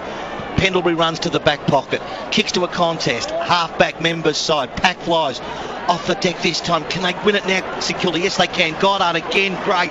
Give the handball to Quill. Got to find one at centre half forward. It was a wonderful kick, and this time they're going to. And Eddie has it this time, 55 metres out, beyond his range. Goes short. Man free, Schneider's got it. So it's just must-goal situation here. As we've got 19, 18, 17 seconds to half-time. This will be the last kick you'd imagine of the first half. Well, as it stands at the moment, Collingwood by 28 points. 8 marks to Collingwood inside 50. This is St Kilda's only 3rd mark. When you've got Rewalt and Cozzy up there, that is not a good enough return. Big kick this. It'll be the last kick, we think, before half-time. If he gets it, they will go in 22 points up, Collingwood. They went in 24 points up last week. It's very kickable. From 40 metres, slide angle. Schneider's got to deliver for the Saints this time. And those at the city end, the Collingwood cheer squad loved what they saw. He missed. 1-8-14 St Kilda at half-time. Trail Collingwood at 6-5-41 in what has been David King. I think if we could just take the last 5 minutes and the pressure, tackle upon tackle, that's Collingwood's brand, and they've stamped it again today. It's been tough. It's been uncompromised. What a game. Here's a tip. Did you know that Stockdale and Lego could have sold your home during this time? With over 95 offices throughout Australia, Stockdale and Lego sells a home every 17 minutes. So if you're looking to sell your home, contact Stockdale and Lego, the real estate experts, on 1300 99 SELL, or visit stockdalelego.com.au. Welcome home is where I want to be. Welcome home. Finding it difficult to kick goals in your business due to poor cash flow? Talk to Key Factors and get your invoices paid when they're issued, instead of waiting 30, 60 or even 90 days until your debtors pay. At Key Factors, they'll release the cash in your unpaid invoices up front. with no need for property security and no long-term contracts. Sufficient cash flow is vital to any business, so unlock your money now with Key Factors, the simple, flexible alternative. To find out more, visit keyfactors.com.au. For over 65 years, Sidchrome's been the benchmark in quality, reliability and precision. Owned by Davos and Stevos, not Carsons or Crispinses. They're tougher than a Kalgoorlie bouncer and lifetime guaranteed. As Aussie as cold beer, tripping in thongs and third-degree burns from a pie. We don't just love them for helping build this country. We love them because they're the best. Sidchrome. You can't hand a man a grander spanner. Halftime wrap for Metlink. A train, tram or bus is the best way to the footy. Footy highlights brought to you by your local Toyota dealer. Dylek runs onto the boot ball. Close David back to Dylek. Tackle but got the kick away. Dylek scores the goal. Place goes absolutely bananas here at the G. With the stick. Is this St Kilda's first goal? Goddard. They are on the board at last. Hit the stick. He's hit the stick, Walsey. Jolly beat one, beat two. The pass to McCapper for a goal. Brett Peake, you are in fact a dump player. Jolly comes in, eases it through. Yeah. It's a great kick. Listen to the crowd. He's had 3 stuff-ups in 3 minutes. Peake, get him off. Half-time here at the MCG. Collingwood inch closer. They lead by 27 points at half-time. 6-5-41 to St Kilda 1-8-14. Time to start the half-time wrap for Metlink. Best way to get to the footy. In fact, the best way to do business around town. Trams, trains and buses. Just go to metlinkmelbourne.com.au. Graham Bond, Australia's #1 stats man, who has just been doing this for AW football slightly longer than me, Bondy, but it's great to have you here today. It has to be all Collingwood. What is the Europcar stat sheet showing? Well, I think grand finals are won by the little things, Toe, not the big things, the little things. And today, Collingwood have done the little things beautifully. The spoils, 18-9. That's a huge difference in that area. The tackling, Collingwood far more aggressive. They've out-tackled the Saints, and the Saints are a top tackling side. They've out-tackled them 52-35. They had the inside 50 win, 26-19, particularly in the first quarter. They won at 16-6.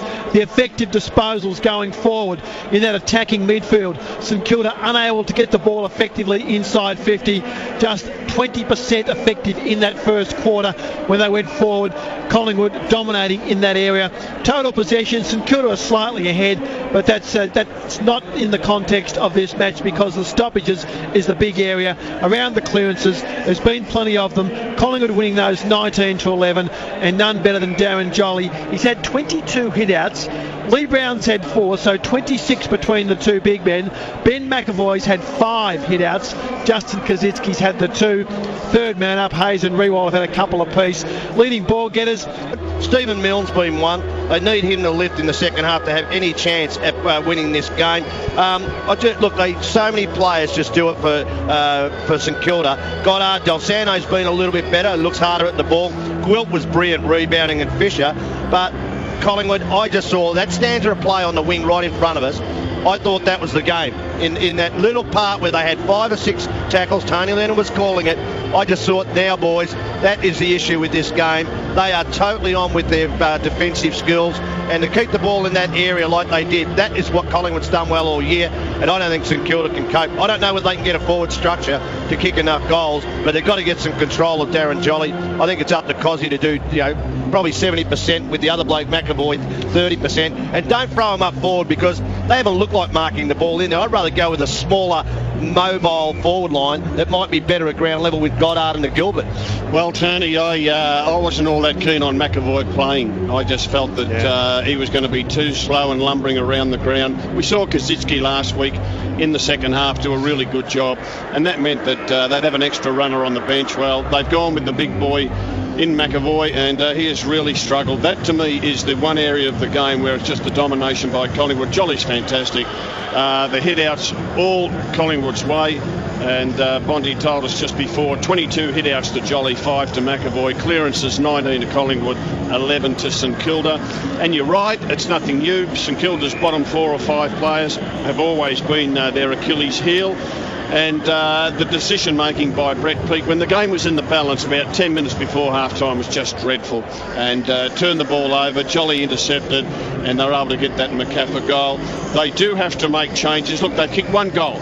So you've got to have a mindset that we're going to kick 3 or 4 goals in this quarter, get ourselves back in the contest. So you've got to play players like Goddard and Del Santo and Gilbert in your forward structure, because at the moment, Riewoldt is being controlled by Nathan Brown, and Kosicki gave nothing up in the forward line, so they've got to get a bit of quality across that half-forward line. I think the difference today, boys, has been the bombed entries. Collingwood haven't bombed it in. Only 7 of their 26 entries have been bombed. Last week, that was all they did. They just blasted in high. They gave Quilton Fisher a chance to intercept. We haven't seen that today because they haven't had that luxury. The Pies have played it smarter. They've played braver with their run and carry and their overlap, and at times it hasn't worked. And at times they've made errors and they've had to have repeat stoppages, and then the jolly influences come into the game. So that hasn't hurt them at all. They've scored 2 goals from stoppages, which is an absolute bonus for Collingwood. They don't operate on that. They look to score from turnover, and as we always say with them, once they nearly play for territory from stoppages. Get into their forward half, press up and lock it in, and allow Maxwell to come off his man and Shaw to come off his man, and we'll play counter-attack post-turnover and try and score. 1 goal is a disaster. New plants. Well, sneak off. Look, it's probably easy if you spray them, Tony. By the way, did you know that sea salt improves plant resistance to lacewings and other sucking insects? So I actually have to keep this garden in shape? Now that sucks. Well, that's one thing you can keep in better shape, Tony. The best garden in the street.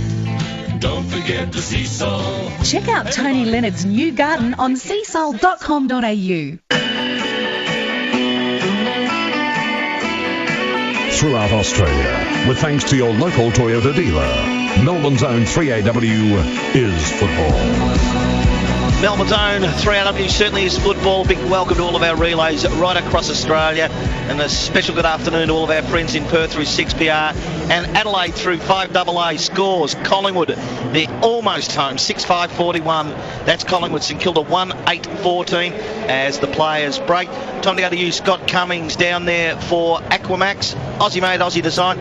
Scotto is I wouldn't say brutally warm, but the conditions like this, not too many have had with them, certainly in Melbourne, over the last 6-8 weeks. We haven't seen it for probably 12 weeks in the sunshine, have we?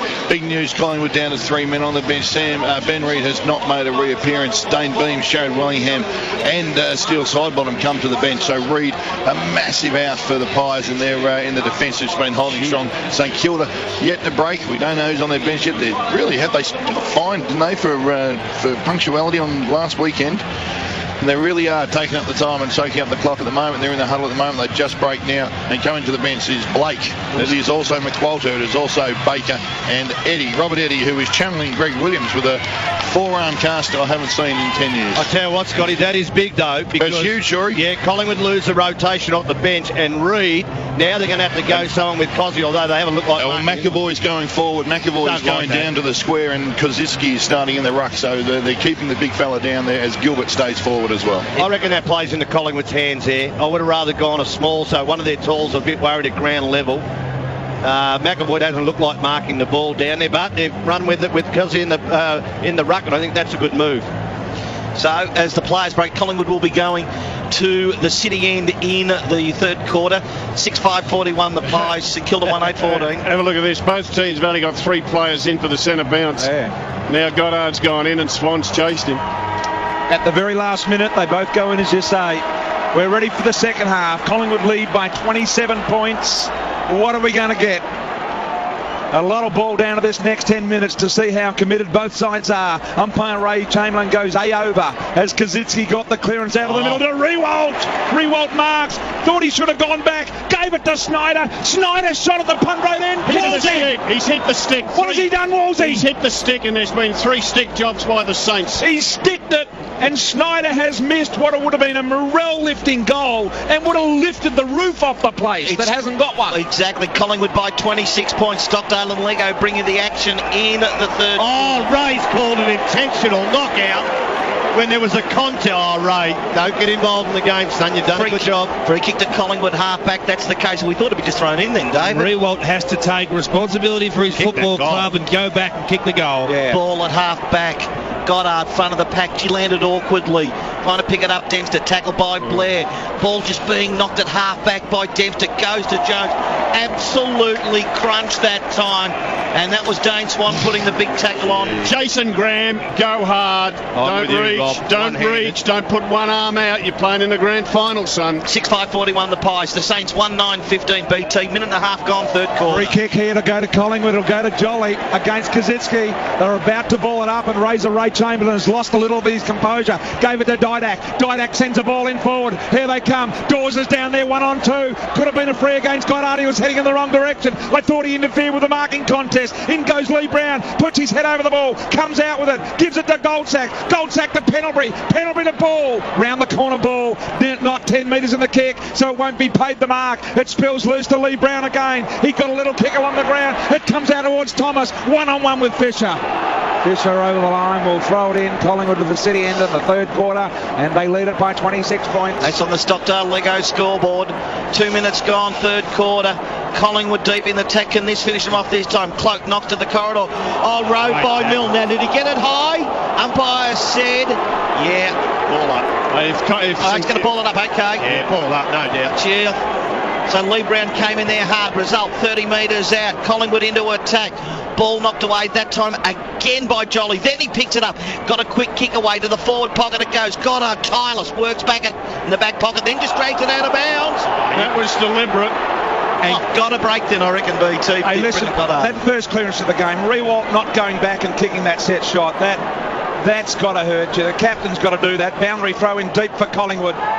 If Saints don't get up and don't get themselves into the contest in this third quarter, look back to that first 30 seconds. Have a look on the wing. You got McAvoy with Maxwell and Heath Shaw around him. Don't like that. Oh, it's ugly.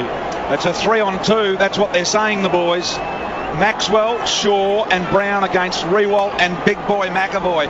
Good luck, Nick. As they have a ball up 20 out from Collingwood City end goal. Jolly doing the ruck work. Continues on his brilliant first half. The ball ricochets off the chest to Goddard. Goddard got the handball away to Cossie. Snyder was there. The Collingwood barrage of tackles continues. Blair got it to Thomas from the boundary line. Thomas shot at goal. And a minor score in the end. 6-6-42. Collingwood St Kilda 1-9-15 on the Stockdale and Lego scoreboard. As it was at half-time, 27 points in favour of the Pies as Rob Gwilt goes short on the kick-in. He goes to Fisher, back towards Gwilt, closer to full-back, and now has to kick basically to a contest at half-back. No, manages to present and goes short. Dempster has it in the back pocket for St Kilda. Got to kick down the line. The Cossie, he's got Didak on him. Just kick down the line. It's low-scoring game, 42-15 in favour of Collingwood. Foregone third quarter. Kazitsky at halfback. Ball knocked forward. Pendlebury Rose again at full forward for Collingwood. The ball spills front of the pack, picked up by Hayes. Beat one, gave it to Zach Dawson. His handball knocked down by Dawes for a goal. Good guys, goal of the day for Samsung.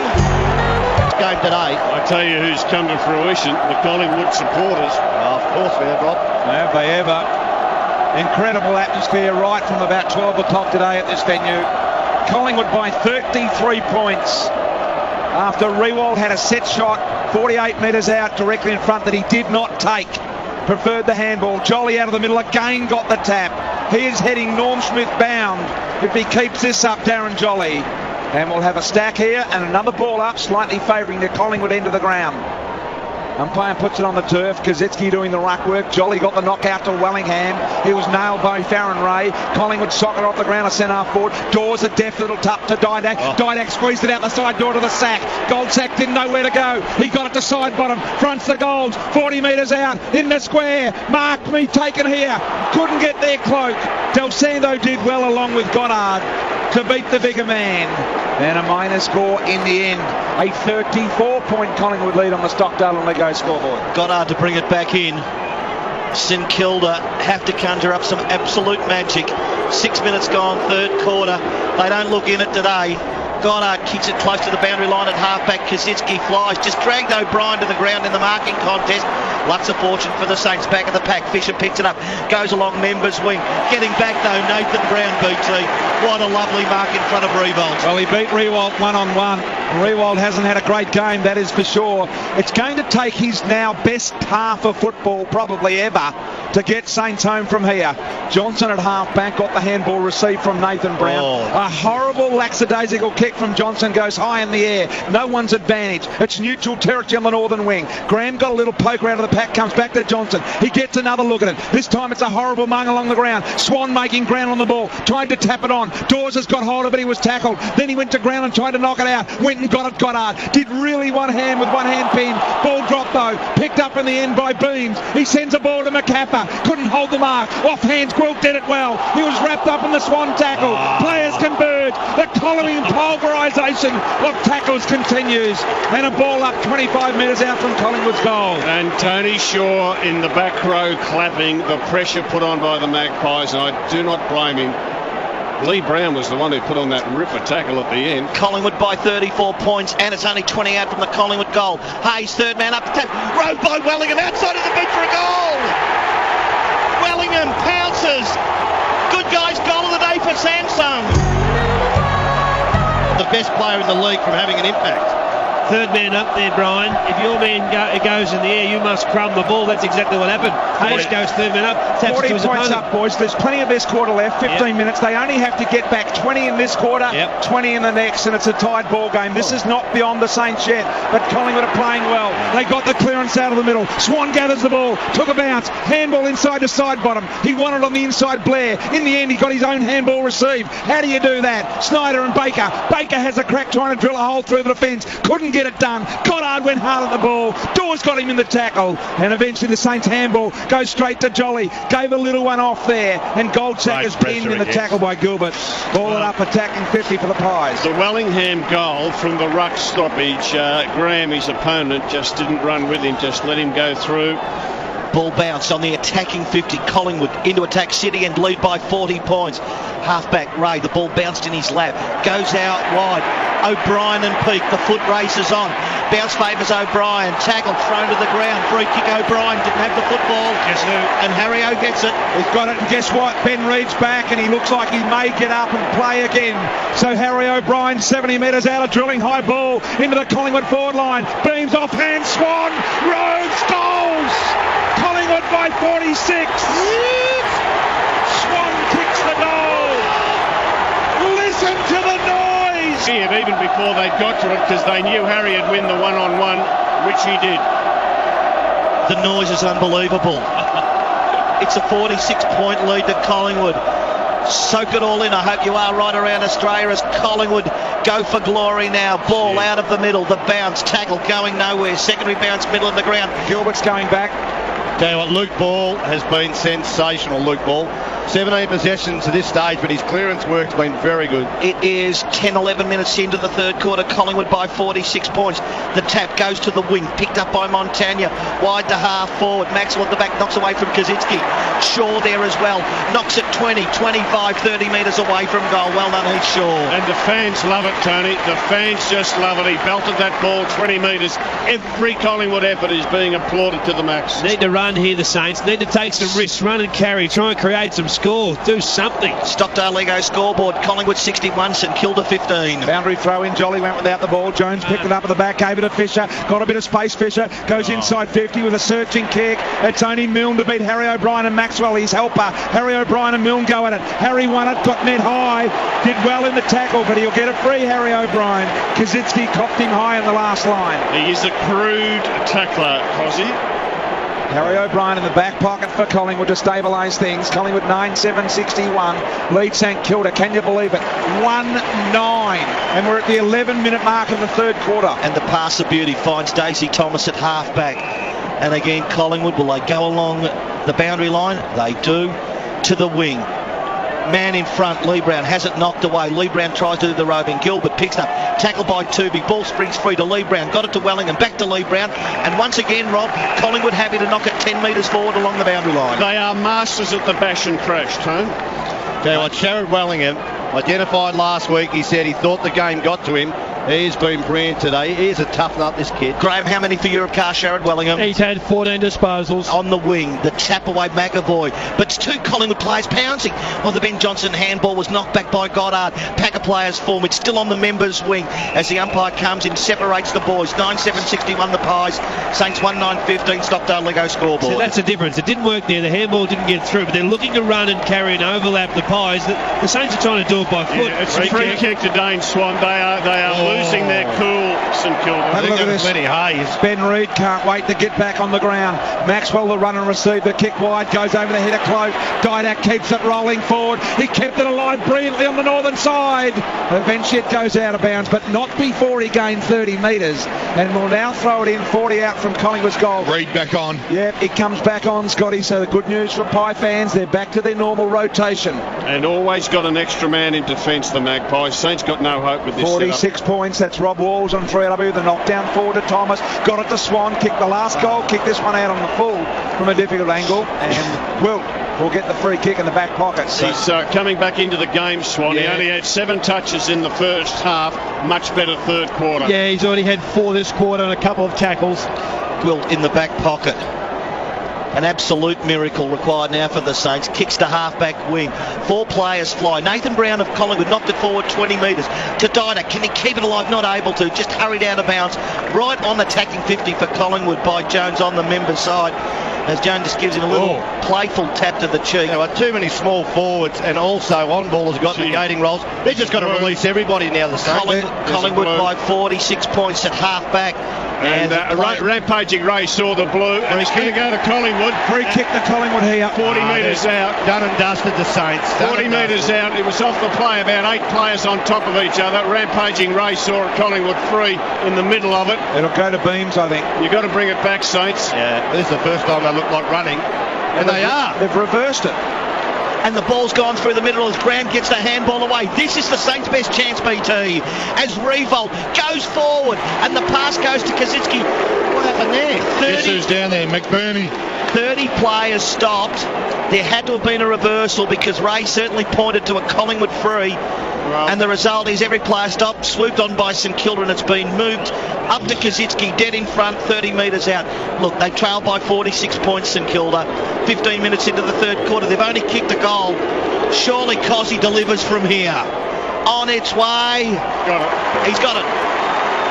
2-9-21 St Kilda, trail by 40 points. Collingwood 9-7-60. Well, it's forced St Kilda to play Goddard as loose man in defence. As good as he is, they're 40 points behind, 15 minutes into a third quarter. They've got to be thinking scoring, not saving. 40 points, if they can, even they get it back to 20, 24, 25 points, they'd give themselves some show, I reckon. So certainly not done by any means here at the moment, but it is all pointing to a Collingwood victory as the ball goes to centre half forward. Getting on the end of it was Dawson, gave it to Blake. His kick smothered by Didak. Didak picks up the loose ball, right foot around the corner, bending back. What a remarkable goal! The goal of the game! Ellen Didak at a critical stage has kicked the good guy's goal of the game. Unbelievable for Samsung. Shows the forward pressure that Collingwood are putting on to Saints. Malthouse has loaded this up perfectly. He's pushed Didak forward. They've got non-kickers in their back line now, the Saints, all head-to-head locked up with matchups. They can't get the ball out of there. Jolly, another tap. What a wonderful game he's gone. Goes towards Thomas. Thomas on the wing through the Toyota logo. Wide to half forward left through the hands of Dawes. It's 30 out close to the boundary line. Collingwood into attack again. Blake keeps it alive from one back pocket to the other. North to southern side where the mark's taken by Peake. Peake plays on immediately from the defensive 50. Goes out wide, but look at this. He's kicked it straight to Shaw. He advances in a lovely attempted mark, not paid. Umpire said he didn't juggle it to the ground. McWalter arrives and makes him earn it. Pies fans not happy. Did he mark it? No. Goddard forward 2 now, boys. 10-7-67 Collingwood. St Kilda 2-9-21. And that's at the 17-minute mark of this third quarter. Off hands, Del Santo was able to avoid the tackle. Now kicks to half forward without direction. Up goes Brown, couldn't hold the mark. But Ben Johnson is able to get it, and that's a free kick to Brown. Should have paid advantage. I'm not sure why the little man Ray Chamberlain with a powerful whistle didn't. I don't think the Pies wanted it anyway, BT. Yeah. They just want to slow it down now, get a bit of possession footy. Ben Reid's doing exactly that across half-back, Shorey. And he goes wide, so look, Collingwood again just taking their time, moving it on. And the mark out there is taken by Wellingham. So, in fact, it is Pendlebury. Pendlebury at half-back to Jolly. Just beyond him, but Daisy Thomas days down. Rosen off the pack. Handballs over his opponent's head. Then he took it, but he's kicked the left foot under pressure. Only to centre half-back. Gilbert tried to play on. At centre half-back again, they're under awful pressure. Graham to Revolt. Revolt ducked his head, tackled by Tuvey. What does the umpire say? He allows play to continue. 45 out from the Collingwood goal. Okay, Revolt's in the defensive 50 for St Kilda. You know what that means? Can't win. Game over. Stockdale Lego scoreboard. Collingwood 10-7, 67 by 46 over the Saints. 2-9-21, 19 gone, third quarter. Fisher coming back from the medical room. Gee, they got the biggest trophy of all. Then Rewalt, they hunted him in the back line and they surrounded him. They gang tackled him. Fisher, Scotty comes back onto the bench. What do you think? Well, he's just having a bit of a walk now. He looks as flat as attack, not just from a side to take goals down, but he's just trying to get into a bit of a jog now. He looked like he did that hamstring in that fight that took place as well. Got thrown around a little bit, but he's just doing some jog throughs now. Ball spills to Pendlebury. He gathers the ball. 40 out near the boundary line. Poor kick, but he was under enormous pressure. Out of bounds on the full. 67-21 on the Stockdale scoreboard. David King, Collingwood lead. Well, I like the Rewalt move because they had to manufacture something. They need to ensure they're going to have some run and carry through the middle of the ground. At least if the big boy gets it, he can get and explode through the wings because they don't look like getting inside 50 at the moment. Without a shadow of a doubt, he's got a slight hamstring strain. Fisher saying to the guys on the bench, it doesn't matter, just get me back on. So the ball is being moved to the middle of the ground. Is this a chance for the Saints? The Goddard kick toward full forward. Montagna and Ben Johnson go. It takes a bit of a leg break. Goes to the boundary line. Ben Johnson, great play, got it to Brown. Brown goes back to Ben Johnson. They're holding firm, the Collingwood defence. Peak, the handball to McWalter against the boundary line. Wants to free up a man into the corridor. Lenny Hayes picks it up from the outside of the right boot. Oh, that is a lovely goal, Lenny Hayes. Super goal by Lenny. Got to go with a good guy's goal of the day for Samsung. As long as he got the ball through the sticks. Scotty, did Rewalt go straight for the phone? Came on straight off the ground and straight to the phone. He's just sitting there now. I reckon that was deliberate. I reckon he's taken himself off the ground to speak to the coach to say, now listen, we've got to do something. Get me up the ground. Get me up the ground and let me run around after the centre bounce is done. Throw McAvoy either off the ground or to the square. He didn't speak to anyone else. He's still speaking on the phone now, Rewalt, to the coach. It's almost as if to say, okay, I'll sacrifice a minute or two, but we've got to get this structure right. Here's ball with his head over it. Got it to Wellingham. Look at the handball give to Swan. A beautiful kick to Cloak. Now Cloak has marked 30 metres out, right where he was practising from before the game at the city end on the north side. This is the difference. I know we touched on it at the start of the quarter. Cloak marks the ball. He says, okay, I now have to take responsibility to kick the goal for my team. Rewalt didn't do that. That's the difference. This guy is an ordinary kick, but he still makes a correct decision. This is just his fifth disposal, Travis Cloak. Gee, it was a nice kick by Swan to hit him up. He pulled the kick, saw him leading into the pocket and just pulled the kick. Beautiful composure. As a result, Cloak lines up 35 out and he kicks the ball to the right-hand side and it's a minor score.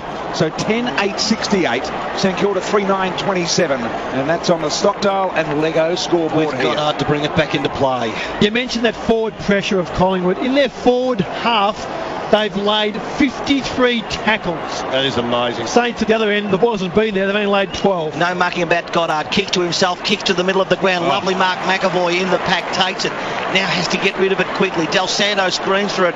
He was free and still is free, Del Santo. Through the middle of the ground he goes. To half forward left at the punt road end. 55 out. Mark taken by McWalter. Well, Gilbert should just keep running. I don't know that he wanted it. As Gilbert forces McWalter to kick defensively. Coming from the side, Goldsack knocked it down. Picked up though by Hayes, swooped on it. He's in the middle of the ground, can go wide. Can Baker pick it up, knocks it forward. Tries to get it in the direction of McAvoy. He just knocked off the ball by Heath Shaw. Handball missed that time, trying to find Burns. Picked up by Lenny Hayes, goes to Schneider. Now a chance for the Saints to build from the wing through Goddard. They recover it. Goddard around the corner, difficult kick. A high hoisting ball to Milne who bangs into the backup beams. At the back was Peake, couldn't smother the ball. Milne had another crack, but in the meantime, Reid has arrived, and we'll have a ball up deep in St Kilda's attack zone here. They trail by 41 points, the Saints. 22 minutes in the third. Milne hasn't had a kick yet, boys. Has not had one kick for the game. Two handball. Well, I reckon he's got to go up the ground and see if he can do it the other way, running towards goal instead of just sniffing around goal. Europcar stats there coming from Graham Bond. The ball from the stoppage comes to the defensive goal square for Collingwood, picked up by Thomas. He end over ends one along the ground because only Farron Ray was there. Ray gathers the ball now. 55 out and nursing kick. Thomas desperation. Cut it off. It spills to McCaffer. He bullets his way through. Sends the ball to the wing. Here's Zach Dawson. Went out and half-hearted. Dawes said, get out of the way. I'm bigger, meaner and tougher. Sent the handball inside to Pendlebury. Wonderful Collingwood play. Pendlebury's kick to side bottom has been marked. And side bottom is marked 25 metres out directly in front. Dale Thomas, take a bow. He has become a finals player. He's won his reputation during this final series. Listen to that. He's having a break. Have a listen. Well done, son. Have a listen to the applause from Dale Thomas as Sidebottom goes back in preparation for the kick. Remarkable play from a young man. And Sidebottom, you would almost think, to make it really difficult with just a few minutes remaining, 5 minutes remaining in this third quarter. Directly in front, didn't get it well, but it's got it good enough. Sidebottom kicks the goal. Collingwood by a whopping 47 points on the Stockdale and Lego scoreboard. St Kilda 2 in this third term. Rewalt back out on the ground. Sam Fisher still bleeding, saying, just put me out there, it's gone, but what can I do? So 47 points closing in on three-quarter time. Collingwood lead. Are they home? I reckon they are. But Heleny Hayes too slow. Tackled. Collingwood just wanted so much at the moment, and the Swan tackle rewarded. Can come wide. Pendlebury takes it members week. He's happy just to do a little circle, grab the ball, defensive handball, doing it beautifully. Goes to Reid, wide to the wing, and leading up, taking the mark is McCaffer for Collingwood. He's been good too today, this kid. Still doesn't look great, Reid, as he just kicked that ball, looked a little ginger. Doesn't matter though, Tuvey off hands, handball straight to Snyder. Snyder grabs possession, got the handball away, but it was to Eddie, who was under enormous pressure. And a turnover again as McCaffer cleans up to Pendlebury. Pendlebury, a high hoisting ball to half forward. Goddard flies, almost took another screamer, but a free kick against Quill for a hold will go to Collingwood's Dawes. He's 55 metres out near the boundary line. Robert Eddie fell over at the contest. I know. Their bottom 4 or 5. Just the 3 disposals to Eddie. Their bottom 4 or 5 are killing him. Guys might have been a bit harsh here. He did cop one right in the head, in the jaw, which sort of knocked him over a bit. It's a grand final, Scotty. Dawes is a long way out, 55 metres out.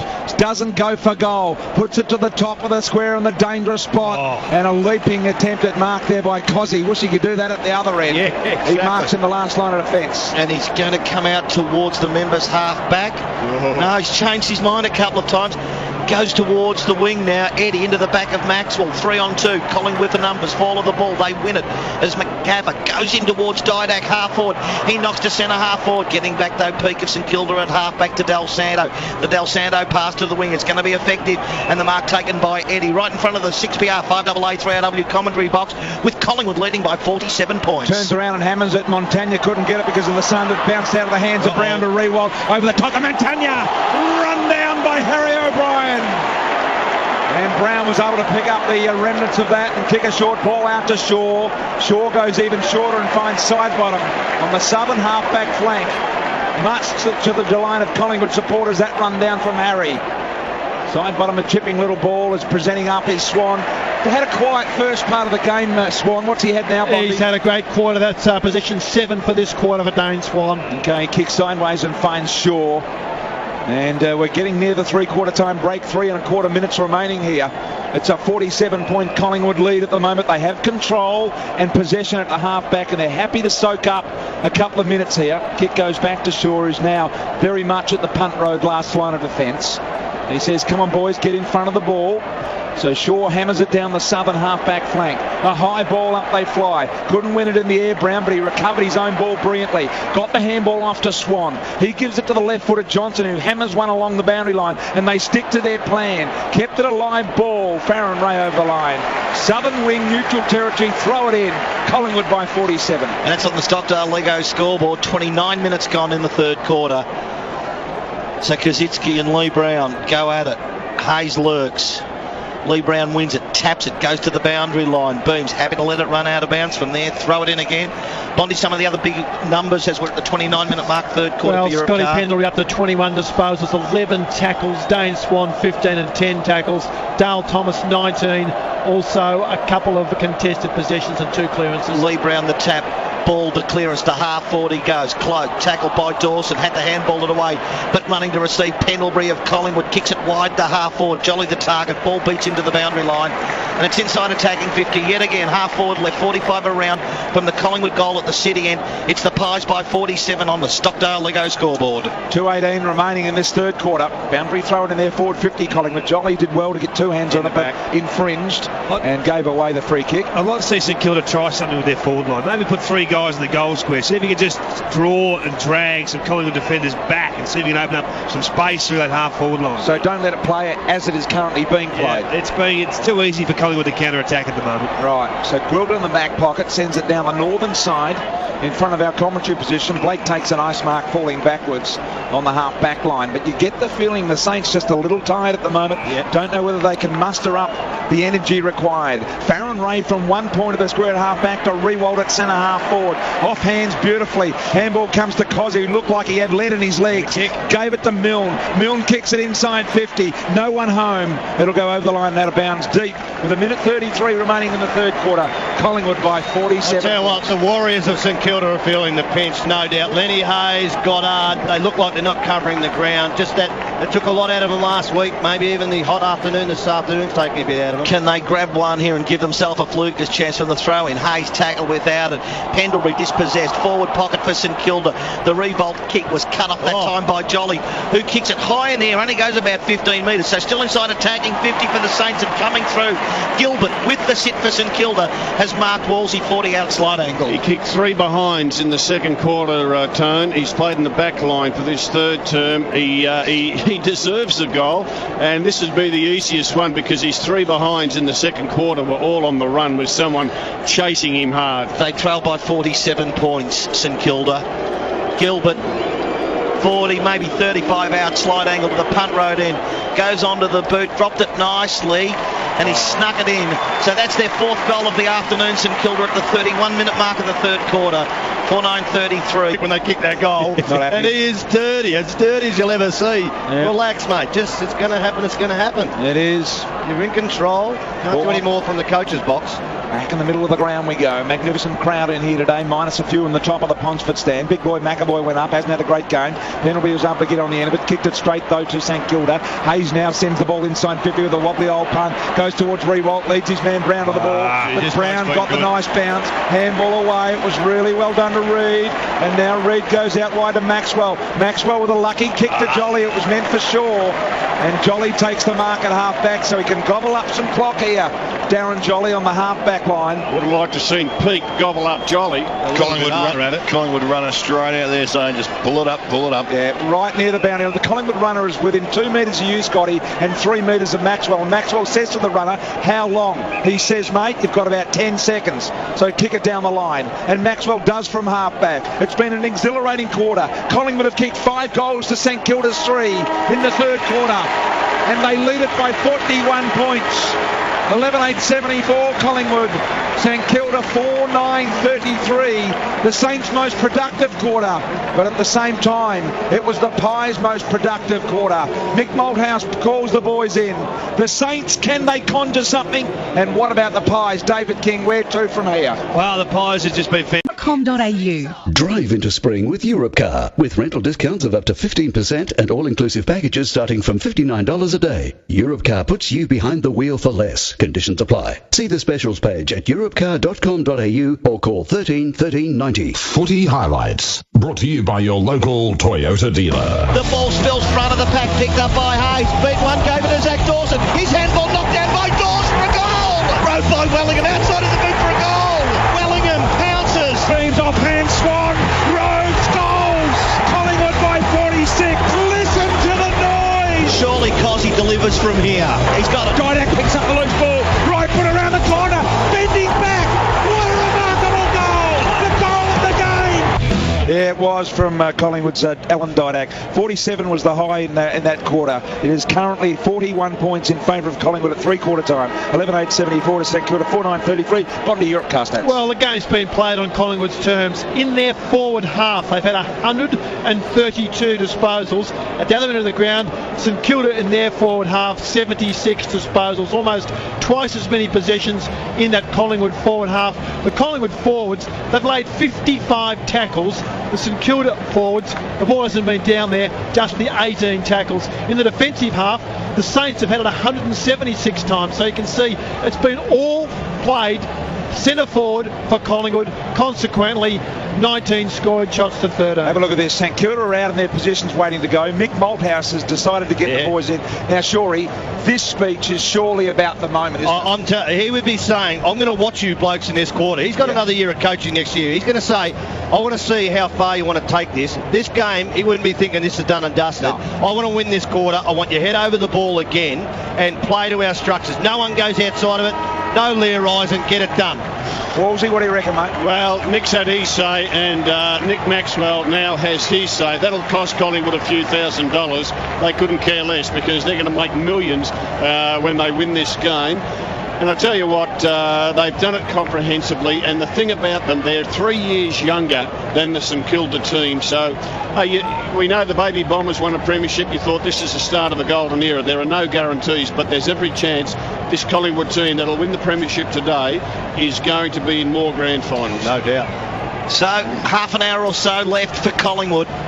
They lead by 41 points, 11-8-74, St Kilda 4-9-33.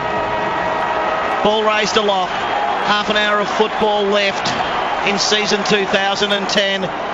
Play underway. Jolly magnificent. Goes again. Gets the tap away. Ball falls to the middle of the ground. Off the deck by Pendlebury. Ricochets back to Tooby.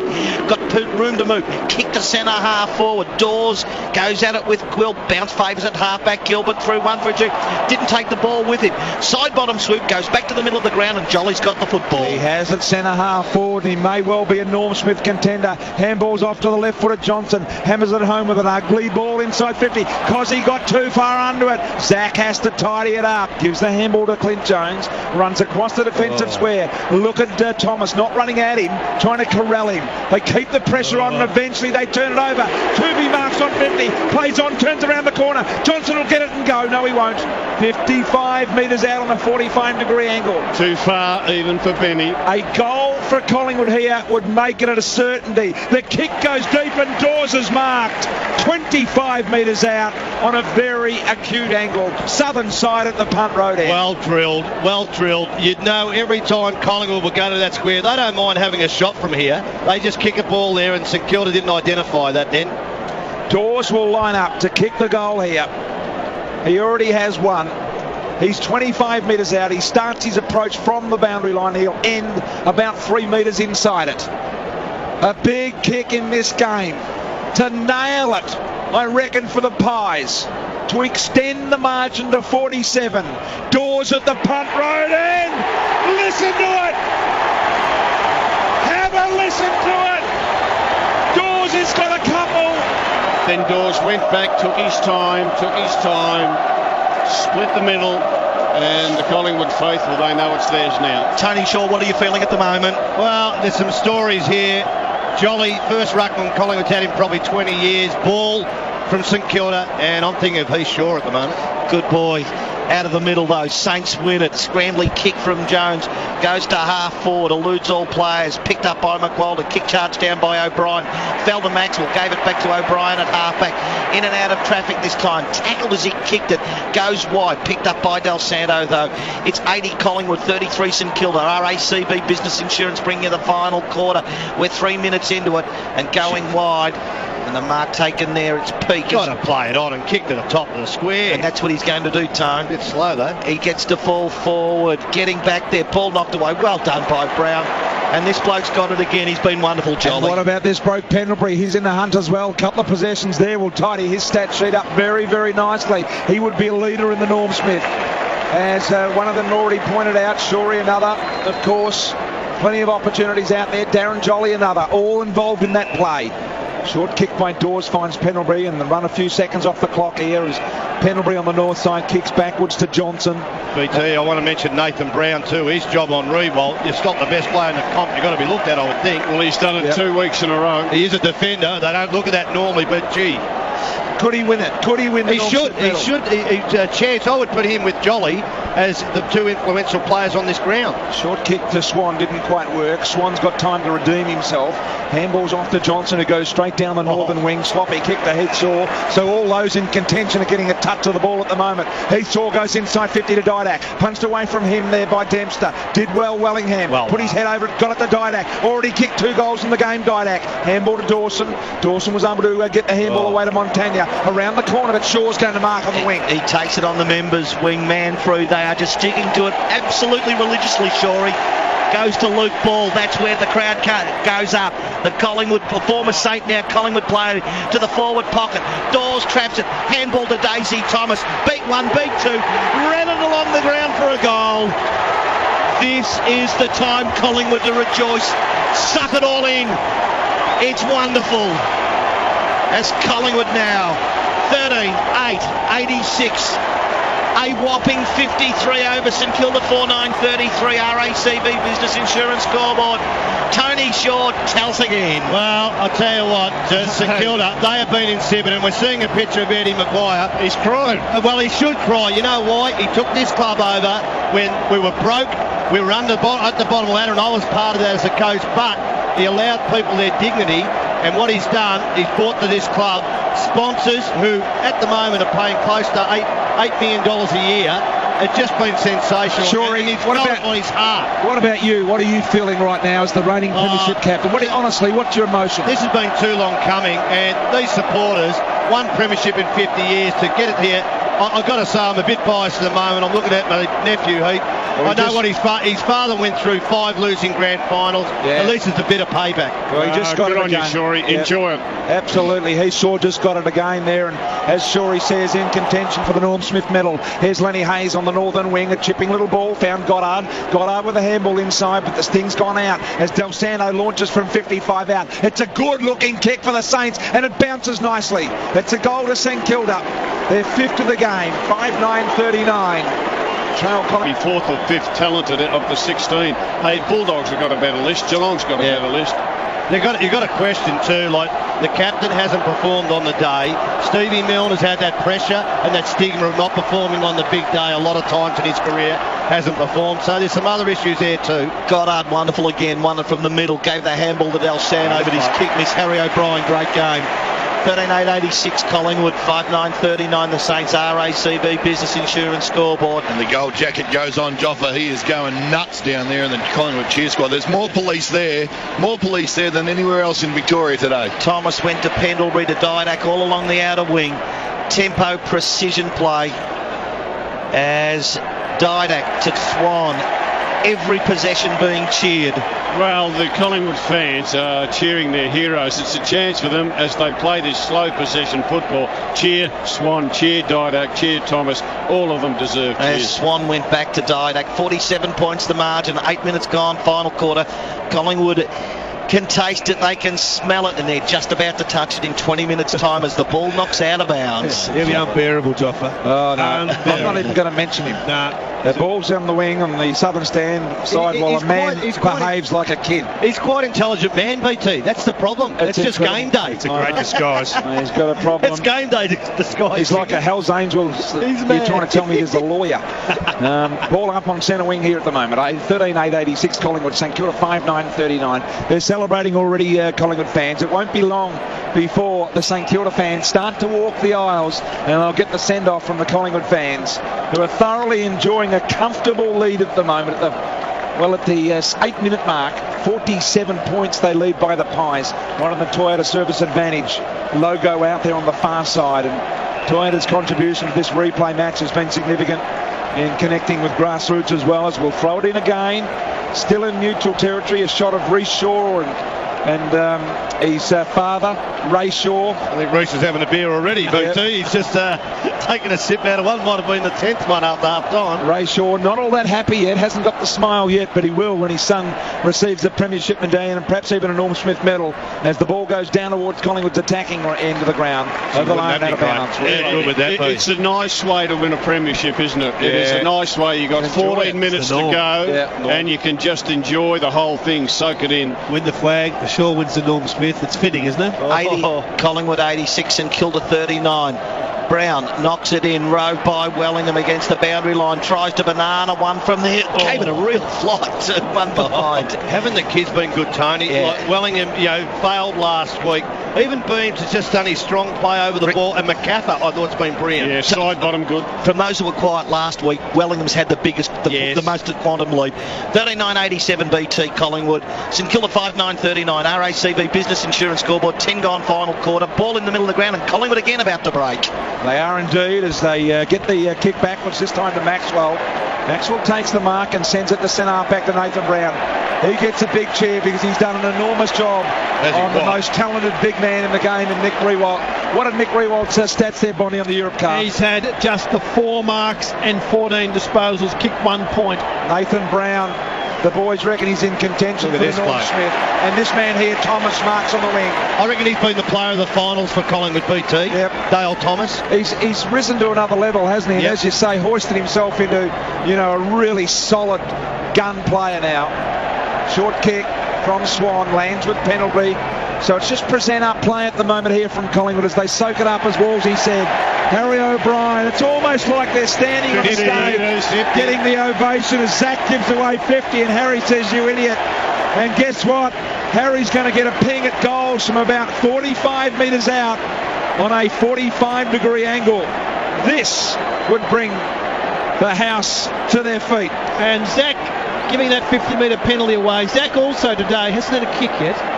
That is incredible. Had the 10 handball, but Zach hasn't had a kick. As a fullback, hasn't had a kick. Well, you know why? Because he can't kick. So you've got Baker and you've got Blake and you've got Zach. All they want to do is handball. Harry O'Brien lines up from 49 out the distance. Not a problem with the punt right in. Oh boy, wowee! Harry! Fans go. A mile, and it's come out on grand final day. Just 3 great leaders. Sure, Yes, you know Collingwood supporters better than me. When is it going to be safe for me to go out? Probably another week and a half. I'll take Christmas. Jolly rises high, got the tap rope though for St Kilda by Del Santo. Del Santo's kicked the revolt, has again the ball knocked away by Brown. Tidy up man for Collingwood as O'Brien goes short, ball. Well, he has waited. He's battled injury and he's going to be a premiership player. Luke Ball, he's kicked to the wing, falls short. Gilbert takes the mark. It is Collingwood by 54 points. He went to Del Santo to half forward to Eddie, threw it away. Picked up there by Jones to the forward pocket. He goes. Mills taking the mark. Tight angle, 25 metres out. Revolt, free kick, I think. Oh, they're going to pay it, sorry. It'll be Mills' kick. He's played on. He's opened up the angle. He kicks it around his body. And Stephen Milne kicks a goal. And that takes place at the 13-minute mark of the final quarter. 6-9. None of them. Zach Dawson hasn't had a hand in the scores. Neither has Baker. Blake's had the 1. Dempster's had the 1. And the other defender, you can probably say Sam Fisher 2. Gilbert 1. October 1990. Never before have we had so many pregnancies in that month. And I tell you what, babies arrive left, right and centre 9 months later, and you may well see the same as Collingwood go into attack again. Cloak got the handball to Didak, around the boundary to Jolly, drops a mark, needed to get hold of that one and kick the goal for his Norm chances. Handball's back to Didak, he almost goes to ground, keeps it alive now with a kick around the corner, high on the head of Blair, and Blake takes the mark, so it's 93-45, a 48-point Collingwood lead here at the 14-minute mark of the last quarter. What about Jared Blair? The story, gee, there's some good stories in this win. Dempster took the mark. The kick from Dempster tried to find Schneider. Collingwood with the numbers again. He's short, 55 metres out to centre forward. They're lining up Collingwood. Wellingham marks. Wellingham plays on and Wellingham goals.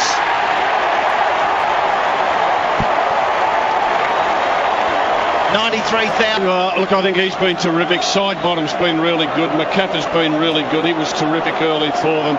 Nathan Brown's done the job at centre half back on Rewald. I'm just thinking about the kids. Little Blair's battle, but done his bit. But gee, they've got some talented young kids. People heading for the aisles. 93,853, as Tony Leonard mentioned here today. A great crowd for a rematch of a grand final involving the supporters and the grassroots. The kick goes forward into Collingwood's forward 50 again. They lead it by a whopping 54, and I'm not sure what St Kilda can get out of this next 10 minutes, if anything at all, other than they've lost another grand final. 3 grand finals they have lost now in 2 years. 10.5 minutes remaining in the game. Ross Lyon looks sucked of any energy or desire to be able to do too much at all at this stage, and you can't blame him. A big couple of weeks as Baker gets the kick out of the pack, and Maxwell takes the mark over the top of McWalter, 55 metres out, as Nathan Brown will come to the bench. Rewald will come to the bench. Crowd have missed it a little, but that is a big benching. Brown and Rewald, marvellous job by Brown. Outstanding job. I mean, and when you look at it, it's nearly impossible for a key defender to win the Norm Smith. But if ever a key defender deserved it, it's today. And what about them? Just that contest there was the story of the day. McWalter against Maxwell, just playing above their weight. They just haven't got the matchups at all today. Maxwell using every second of his 30 seconds that's allowed. 52 metres out, he winds up on the arc and hammers a long one to the punt. But in so doing, yanked it a bit left and a minor score. So 15 goals, 10. They've kicked accurately today, Collingwood. 15-10, 100 to St Kilda, 6-9-45. That's a 55-point Collingwood lead. On the RACB Business Insurance scoreboard. Dempster the kick to the middle of the ground, but it's all Collingwood yet again. Is there a bit of a push? Going to go Goddard's way. Been wonderful again today, Goddard. Didn't have enough mates come with him in this week as he tumbles one to centre half forward, almost so tired. Falls into the lap of Goldsack and go out wide to the outer wing. They're all running on big legs now, Collingwood. Didak wide, Beams takes the mark.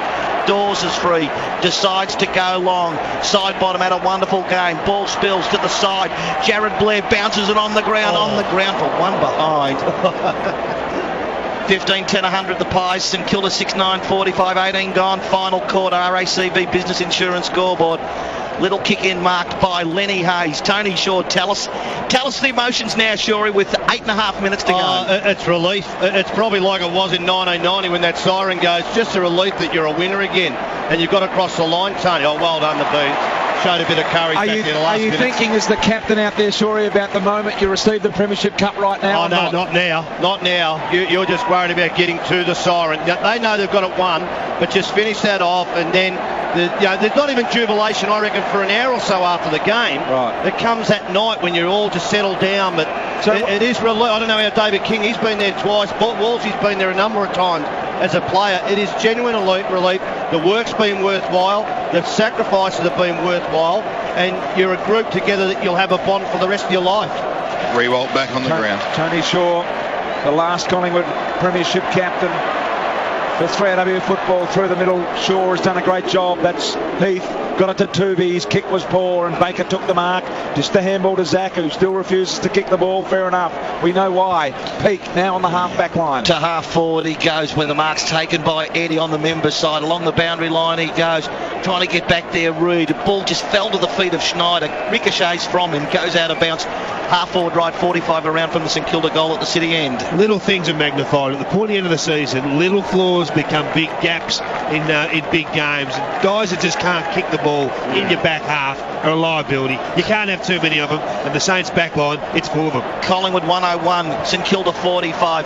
The clearance from the Pies towards the wing. Oh, lovely. At full tilt, parallel to the ground. Mark taken there by Cloak.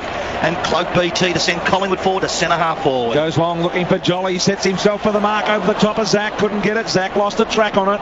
Spills to Gilbert, he was able to control it and get it to Hayes. Hayes with a handball in the middle to Goddard, the superstar. No one to kick to, no one at all, even now. So he pulls back and gives the handball to Del Santo. Now Milne involved, now Montagna has a look and said, I've got to go to Peake.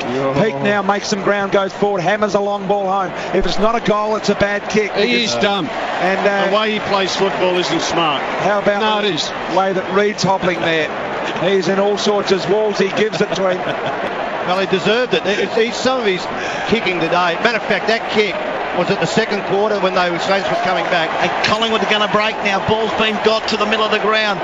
Maxwell wide. Thomas takes the mark half forward on the boundary line, 50 metres out. Now Pete gets the ball in the centre square. There are 3 Collingwood players back near the goal square. He's trying to kick at 70 metres. He'll never kick at 70 metres in his life. He kicks at 50 at best. And the 3 Collingwood players all look at each other and say, which one of us will mark it? I tell you what, Daisy's a chance and Reed's coming off. Yeah, Ben Reed coming off, sure. A massive effort just to get back while the bloke dealt their rotations. He has a break. Brown back on the re-roll. Daisy Thomas has it. Collingwood by 56 points against the boundary line. He's given it a real ride. Hit the stick. Ballsy. They've hit the stick. One behind. 15-12, 102 Collingwood. St Kilda 6-9-45. RACV. Business Insurance scoreboard. 6:19 to go. You just talk about that kicking efficiency, Rob. 9 St Kilda players have had a kicking efficiency less than 50%. 2 have had none because they had a kick. Collingwood, just 4 players with an efficiency less than 50%. And you go through them and it's the players you mentioned. McAvoy, Dawson haven't had a kick. McQualter, Baker, Peake, Graham. All today, poor kicking. Throw in Nick Rewell has had a kicking efficiency of 33%. St Kilda fans pouring out of the MCG. Collingwood looking like, Tony, they're going to win their 15th premiership to join the others at the top billing. Of course, is it their 41st or 42nd grand final appearance? 42nd grand final appearance with a replay, of course. Incredible effort as Jolly goes inside 50 with a poor kick. That has been marked by Dempster. He gave it to Blake, who was not even looking, didn't want it. Blake now gives it off to Graham, who got knocked out early in the game, came back, and now the kick goes to Rewald, takes the mark. Gee, Bronx cheers, Collingwood cheers, I don't know. The St Kilda fans are leaving in big numbers. Goes to Ray on to Gilbert. Gilbert's kick is short and sharp and finds an opportunity here with McWalter. And he'll line up directly in front, 40 metres out from goal. So Nick Malthouse looking for his 3rd premiership from 7 attempts in grand finals. When you come down to the boundary line now, Barge, good 5 minutes. You've got to enjoy the moment. Get out there. Get out there with the fans and the ball. McWalter directly in front.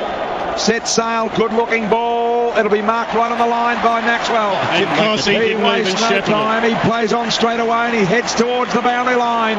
Hit the boundary, they'd say. Thomas couldn't hold the mark, Tony, as it spills off hands. As Dempster comes through, was Lachlan Partner's player that they stuffed that time from Maxwell as a little spearing pass. Goes in towards half forward, but Maxwell again knocks it away. Tony Shaw, tell us about this wonderful half-back line of Collingwood. Well, let me tell you about Nick Maxwell. I thought 3 years ago he wasn't good enough to be in the top 22, but everybody at Collingwood respects him. You know what I love about him? Honesty. He plays honest, and he also is an honest person off the field. O'Brien wins it from the stoppage. It's Collingwood by 57 points. Gave the handball to Swan, to Ben Johnson. Going backwards at the moment, closer to full back, but wants to go from the outer side of the members' side. Delivers a pass. Lee Brown marks. Right on defensive halfback for Collingwood. This must be a wonderful time, sure, to be a footballer. Yeah, and King, you know about it. Wolsey knows about it. You just sit in this spot, so Bondi too. Sit in this spot and you know this game's sewn up. It's an amazing feeling though, and I'll say it again, it is only relief. And they will really love this tonight, the Collingwood boys. Being controlled, of course. As Ben Johnson knocks it around, it's all being played. Collingwood controlling the football, number of touches, still in defensive 50, and Dale Thomas, what a beauty, gets his hands on it late in the game. RACV Business Insurance scoreboard. Collingwood 15-12, 102. St Kilda 6-9-45. 24 minutes gone, final quarter. The skipper's got the ball, BT, kicks the halfback out of side. Collingwood to win their 15th premiership here. Goddard flew high and landed very, very awkwardly. But it's all junk time. Milne takes the mark. He's had a really, really poor game. He runs and he'll probably kick a goal from 45, although it's a little offline. He's got it. That's a goal. And Milne kicks the goal. He's second of the game. Both of those coming in the last 10 minutes. And It's a shame. Sorry, King. It's a shame. It's not going to be a big night in the Collingwood. It will, as the area. But because we're not at Victoria Park now, it's going to be at the Lexus Centre or somewhere else. It's a bit of a shame. Amy Stadium they're going to for the player presentation and then back to the convention centre. Jolly with fingertips yet again. Mick Malthouse down on the bench, shaking the hands of Pendlebury, Reid and Boone. Goddard won it hard, gave the handball towards McAvoy, who gave to Hayes, but the kick, as he was tackled, only fell the way of Thomas. Spears one to centre half forward. It's taken by Wellington, who kicks to full forward. Side bottom fly to the ball, takes the mark. This kid's been really good. As he was. I'll just have a look at his stats. This will be his 25th disposal.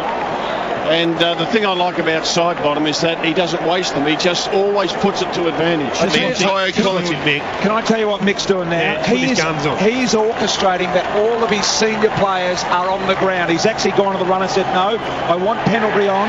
Side bottom goals. As the goal is kicked, I want penalty on, I want Reid off, I want Blair off.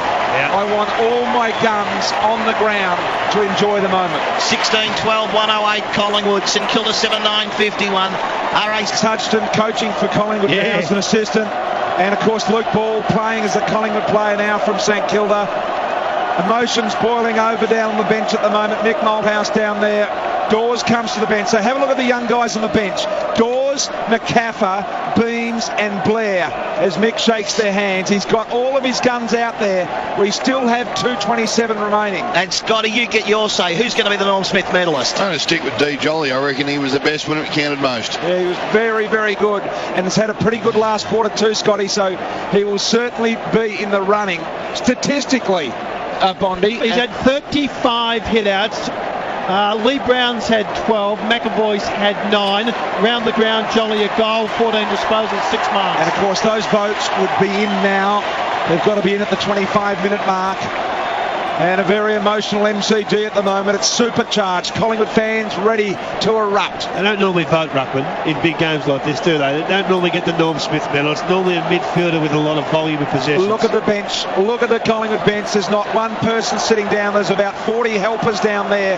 Good Security having trouble controlling them at the moment. As the game goes on, it doesn't really matter what's happening in the middle at the moment. Amazing scenes we're about to see here at the MCG, Tone. So middle of the ground, it's Collingwood 108, St Kilda 51. 28 minutes gone. A chance for a lady now for St Kilda. Schneider, the handball to Graham. He has a fly from 55 metres. Nick Maxwell runs again, takes the mark, refuses to concede anything and can go out wide. And it is going to be Heath Shaw. How sweet it'll be for Luke Ball. Yeah, and I tell you the other one too that you love, and here he is, Luke Ball in the back pocket. He's had a great game. I tell you the other thing, the trainers, the doormen, the people, some of these blokes have been around the club for 45 to 50 years and seen one premiership. What about Tuvey? Had cramp there near the bench. No way is he coming off. Staying on. You see the bench now, and I think that is the way it's going to stay. The Youngs and Mick aware of that moment and what it means to be out on the ground to finish. As Gwilt hammers it home, they'll get another opportunity down the road, you think, with the age of this side. Here's Shaw. Kick was smothered. We're down to the last minute of the game. 1 minute in the grand final to go, and it is a 57-point lead to Collingwood as the ball tumbles forward for a behind for the Saints. 52 plays 108. Wowee, can you believe it? Collingwood. It's taken them 20 years to get another one, Shorey. Honestly, right now, you must be feeling so good about your club. Look, I think they've been the best side by far this year, but you've got to do it in September. They've had some struggles. The draw was a struggle, so you've got to get across it. I tell you what, they are a super fit side, though, too, and they've got plenty of speed, and they spread the load deep. 35 seconds remaining in this game now. The crowd get to their feet as Lee Brown marks. A lot of St Kilda supporters have left, but not one Collingwood fan has left this arena as the mark is taken by their hero Swan, who will probably win the best and fairest, which will be conducted sometime in December because of the draw. 14 seconds and ticking. Didak has the ball. Who will end with the ball in their hands? Collingwood are going to win their 15th premiership. Mick Malthouse with his third. Keep the ball. Didak has got the ball. Collingwood have won.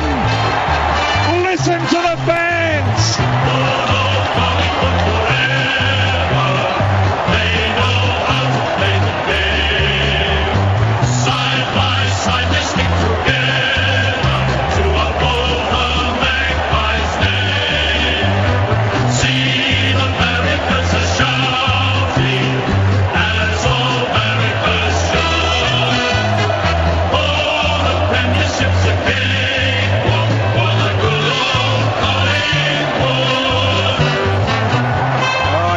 Malthouse receiving congratulations from Jeff Walsh down there, and a very emotional, his right-hand man.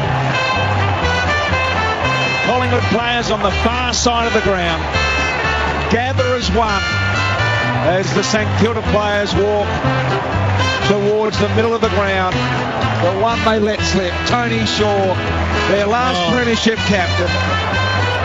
Where's Eddie Maguire? I want to see Eddie. I think he's run out there pretty early. But he looked for the man that's a beetroot colour. Nathan Buckley's involved there. Nathan's been through a couple of losing premierships, but he's involved. He's had a massive impact on this forward line this year. They have been just brilliant. Nick Malthouse shaking hands with Andrew Demetrio. Let's hear what Nick's saying now with Channel 7 if we can.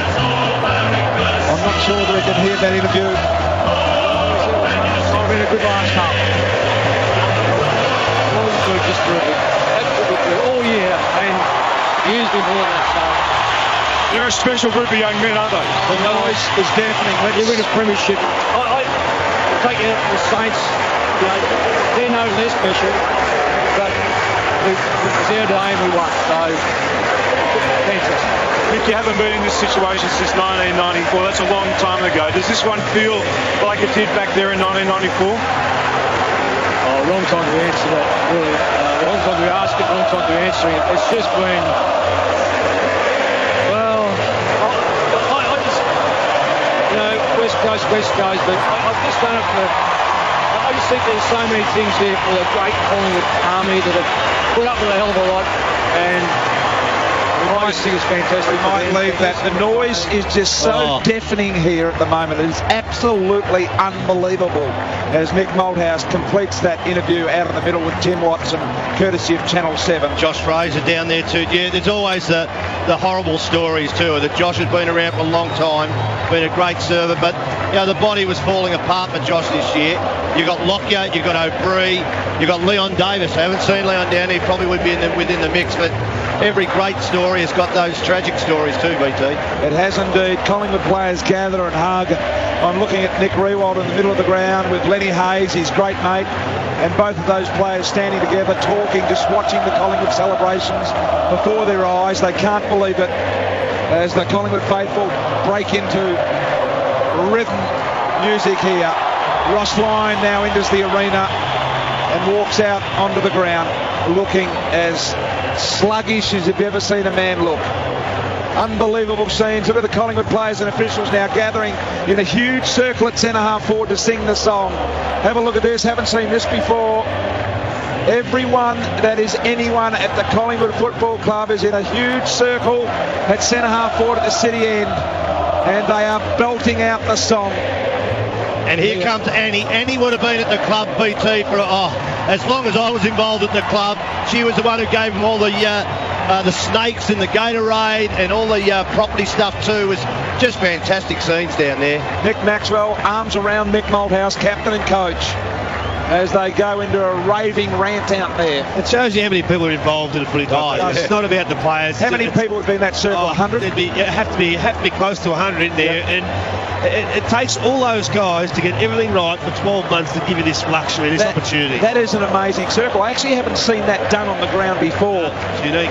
All the players who didn't play are in there too. All the officials. Shorey just pointed out Annie, who's for years run the kitchen down there. They've done that well, haven't they? They've done that really well. I mean, that's a touch of class to go back to your people who make things functional for your football club. It's about the players today, obviously, and they'll be remembered for the rest of their lives. But those special moments, those special people, aren't they great people? Do it for nothing. What we need to do is find Patrick Keane out there, boys, because he always walks up to the Norm Smith medalist by security. I don't normally do that. I think you normally meet up in the rooms. Some of them have snuck on. Yeah, so there's a few out there, and most of the others have been restricted from entering the arena. Fair enough too. This is more a public event, isn't it? Yeah. Inside the rooms, as Shorey says, is when the girls will Ladies get their and gentlemen, before we begin our presentation, the AFL would like to acknowledge our premier partner, Toyota.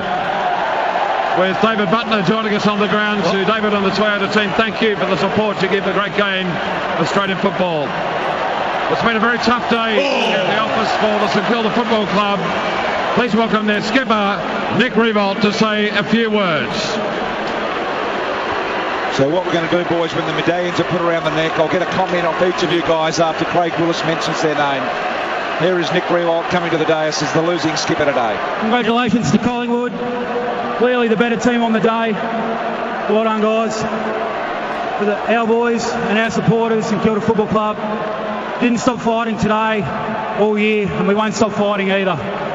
Keep your heads up. Nick Riewoldt, the losing skipper. Gee, that's hard. I don't Thank know. you, Nick. Do we need that?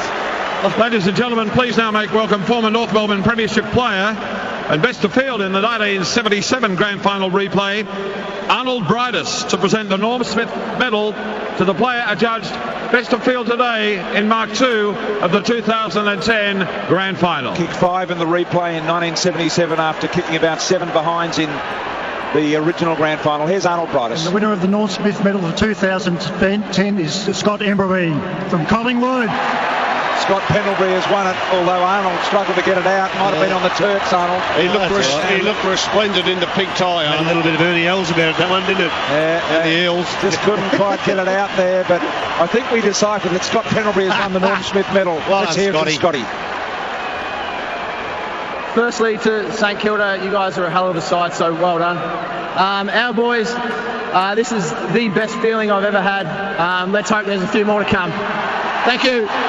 Scott Pendlebury, the second Norm Smith medalist. Congratulations, Scott. Thank you. Well, it's every young footballer's dream to be on this ground on the Grand Final day. And it's with much pleasure that we are now going to invite 22 participants from the NAB AFL Auskick program, and they'll present the Premiership medallions to the players of the Collingwood Football Club. Number 4, Alan Didak. Shorey. Oh, he's just been a great player this year. He's had 21 possessions. You know, everyone would be perfect. He kicked his 2 goals, one. But he's just an out-and-out star. Everybody said he's like Peter Dacos. Well, he gives you that touch. Number 6, Tyson Goldsack. Well, he came into the team in place of Leon Davis, and I reckon he did his job pretty well. Kicked a goal in the first quarter, played a roll up forward where he negated the St Kilda forwards, and well done to Tyson. Number 8, Harry O'Brien. 18 disposals, really bounced back from a poor display last week. He kicked a big goal, he enjoyed it, the big Brazilian anaconda. He had a great day. He'll be in their top 5 players today. Number 10, Scott Pendlebury. Well, there it is. Norm Smith medalist, 2010 Premiership. He's a class act, got enormous poise, and today he just showed that. Had a bad game last week, but was injured early in the game. Number 12, Luke Ball. Oh, yeah. Well, he's getting a cheer from both sides. I'm looking down at the St Kilda fans, and they are applauding their former skipper. Changed clubs this year. 25 disposals, 10 contested possessions out of Number 13, Dale Thomas. Oh, he must have been close to being the Norm Smith medalist, Dale Thomas. 27 disposals, 1 goal too. He was involved in everything defensively. That was the best part of his game today. I thought he was fantastic. Dale Thomas receiving the Premiership medallion from one of the young kids. Number 15, Lee Brown. Well, he's done his job this year. You know, they didn't go with Josh Fraser, went with a mobile player. He can play everywhere, matter of fact. Defence, forward. He's done his job, Lee Brown, this year. A good pickup. As he receives his medallion. Number 16, Nathan Brown. Well, listen to the roar, because Nathan Brown 2 weeks in a row has played on Nick Riewoldt, taken the honours. And this is a young fellow who came into the team when Preston Giacomo couldn't take his place. What a wonderful final. Number 17, Dane Beam. Solid today, without being spectacular. Solid today, Dane Beams. Only the 11 disposals, but it was the grunt work that he did, the harassment. He only had the 3 tackles on the tackle sheet, but his pressure was first class. Number 18, Darren Jolly. Well, I always said that this side needed a ruckman of ilk, and he has now led this side to a premiership. His first half was sensational, set up this second half and set up this win for the Pies. Number 20, Ben Reid. Well, another young Pie defender, played centre-half back, played on Kazitsky for a lot of the game, came off injured, came back on and did his bit for the side. Number 21, Sharad Wellingham. Well, he could become an elite player, Sharad Wellingham. He was fantastic again today. 20 disposals, 2 goals. his class in his game is enormous. I think he's a huge talent, this boy. Number 22, Steele Sidebottom. Probably one of the greatest games you've ever played for this club. 25 possessions, 2 goals. And what he is ungainly type, but he finds space, he gets in front, and he's a good competitor. Well done to the youngster. Presents the hat to the young kid as well. Number 26, Ben Johnson. Well done, John. I love Ben Johnson. Been at Collingwood for over a decade. Can play anywhere, kick the goal, does the defensive things well. True. Number 30, Brett McCarver. He was serviceable again today. He's finished with the 2 goals. He's unassuming. You don't really notice that he's out there, and all of a sudden he bobs up in little holes and impacts the scoreboard. Solid effort today. Number 31, Chris Dawes. Well, we always use that word structure. Well, I think this bloke has made the Collingwood forward structure. He gets in front, he's got a big body, brings the ball to the ground. He's a fantastic competitor. He's kicked his Number 2 goals for the day. Travis Cloak. Well done, Cloak. Well, big hand for Travis Cloak. Not his best day, just had the 8 disposals, didn't kick a goal, but he's been the key to the forward line all year. Number 34, Alan Tooby. He's been a beauty all year. Alan Tooby been a fantastic contributor, a major part of this back line now. His intercept play is understated. 15 disposals, all of them hit the target. He's waiting for the 9th grand final next Number year. 36, Dane Swan. Well, Dane Swan, he's just been sensational all year. Listen to the mighty roar. Stiff not to get the brown eye. That doesn't matter. He's got a premiership medallion. Number 39, Heath Shaw. Well, I just swapped with Ballsy because I wanted to have Heath. I think he's just one of the generals in their defence. Played a great game again today. He's had his 28 possessions. Smart He player. sets up. He doesn't miss. Number 47, Jared Blair. Probably the 3rd best short too. He deserved it, Blair. He deserved it to be Well a done, premiership son. player. His last half of the season, fantastic. Look, he's probably last one pick, but he contributed every week. Well done, young fella. He's nearly as big as the little league kid. Number 5, the captain, Nick Maxwell. Well done, Nick. What a skipper. Well, I tell you what, as I said before, wasn't seen. He was discarded by Geelong, but he gets his opportunity here. He is admired by all these players. And the way he goes about his football, Would you I now love please it. join with me in welcoming Australian Football Hall of Fame member and Premiership coach David Parkin to present the Jock McHale Medal to the coach of the 2010 Toyota AFL Premiership team, the Collingwood Football Club, Mr. Mick Malthouse. David Parkin to present this Jock McHale medal to the winning coach. Mick Malthouse, his 3rd premiership, 7 grand finals, 3 different clubs. David Parkin puts the medal around the neck of Mick Malthouse, who's had an outstanding year. Here he is to say a few words. Thank you very much. I'd be remiss not to, first of all, one of the things that someone said to me straight after the game, how fantastic your side has been. Well, I've always believed that you're going to be very, very humble winners and gracious in defeat. The Saints have been outstanding in the last few years, and I've got to applaud them for the way they play and the way they go about it. To the AFL, put on another magnificent opportunity for both sides to come together and play before, I don't know how many people here, but let's say 90,000+. They should be commended for the way that the competition has been run, and the simple fact that we are probably one of the most watched competitions in the world per head of population is an outstanding achievement by the AFL. I'm not going to go through all the sponsors, but our sponsors or our partners have been outstanding. The board have been terrific in their backup. To the supporters, I just feel so tremendous for you blokes who have stuck with us through good times and bad. You've always supported us. The way you've come out training, as I said, from sometimes when we haven't played so well, you've been there, you're stuck with us, and it's your trophy. To the playing group, I can say this now because I've only got one more year left, Ed. They are my boys and I love them dearly. They have been outstanding. So I just thank you all so very much for your wonderful support. And once again, we've proven that this great game is truly great. Thank you very much. A nicely camouflaged comment there from the Premiership coach, Mick Malthouse. Here is the captain, Nick Maxwell. Just want to reiterate what Mick said about the Saints. They've been one of the dominant teams the last few years, and I'm sure your time will come, so make sure you stick with them. They're led very well, and they're going to be up there again next year. I want to thank our major sponsors, Emirates, Adidas, Aussie and Westpac. They allow us to go to Arizona for training camp to build the Westpac Centre. Without their support, we wouldn't be able to do what we did today. To the AFL and their major sponsor, Toyota, again, thank you for all your support to allow us to do what we love doing every single week.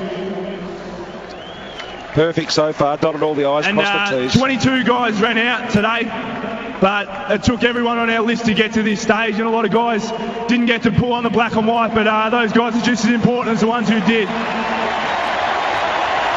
You feel for Simon Prestigiacomo, Leon Davis, and many others.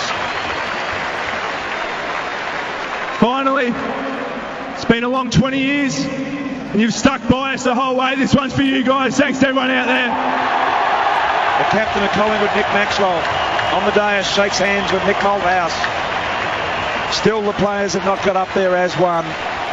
Ladies and gentlemen, I now have much pleasure in inviting 1972 and 1973 Coleman medalist and Australian Football Hall of Fame member Peter McKenna to present the Premiership Cup to Nick Maxwell, Michael Malthouse and the Collingwood Football Club.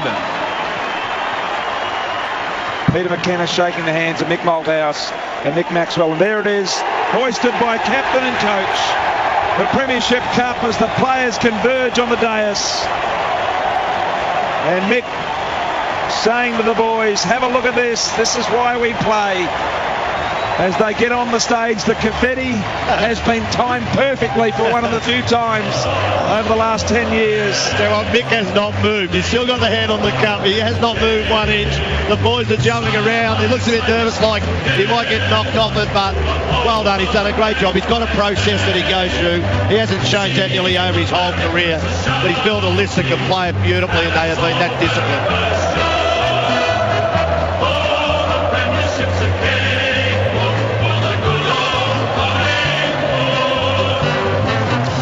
Oh yes, well there you have it, the players leave the dais. And I won't say subdued, exciting, but I think the week has drained a little bit out of everyone and just trying to join in the celebrations. So there's still a lot of people in the ground, still 70,000 in the ground here at the moment, as the players come down for the obligatory photo that will adorn the front page of the Age and the Herald Sun tomorrow.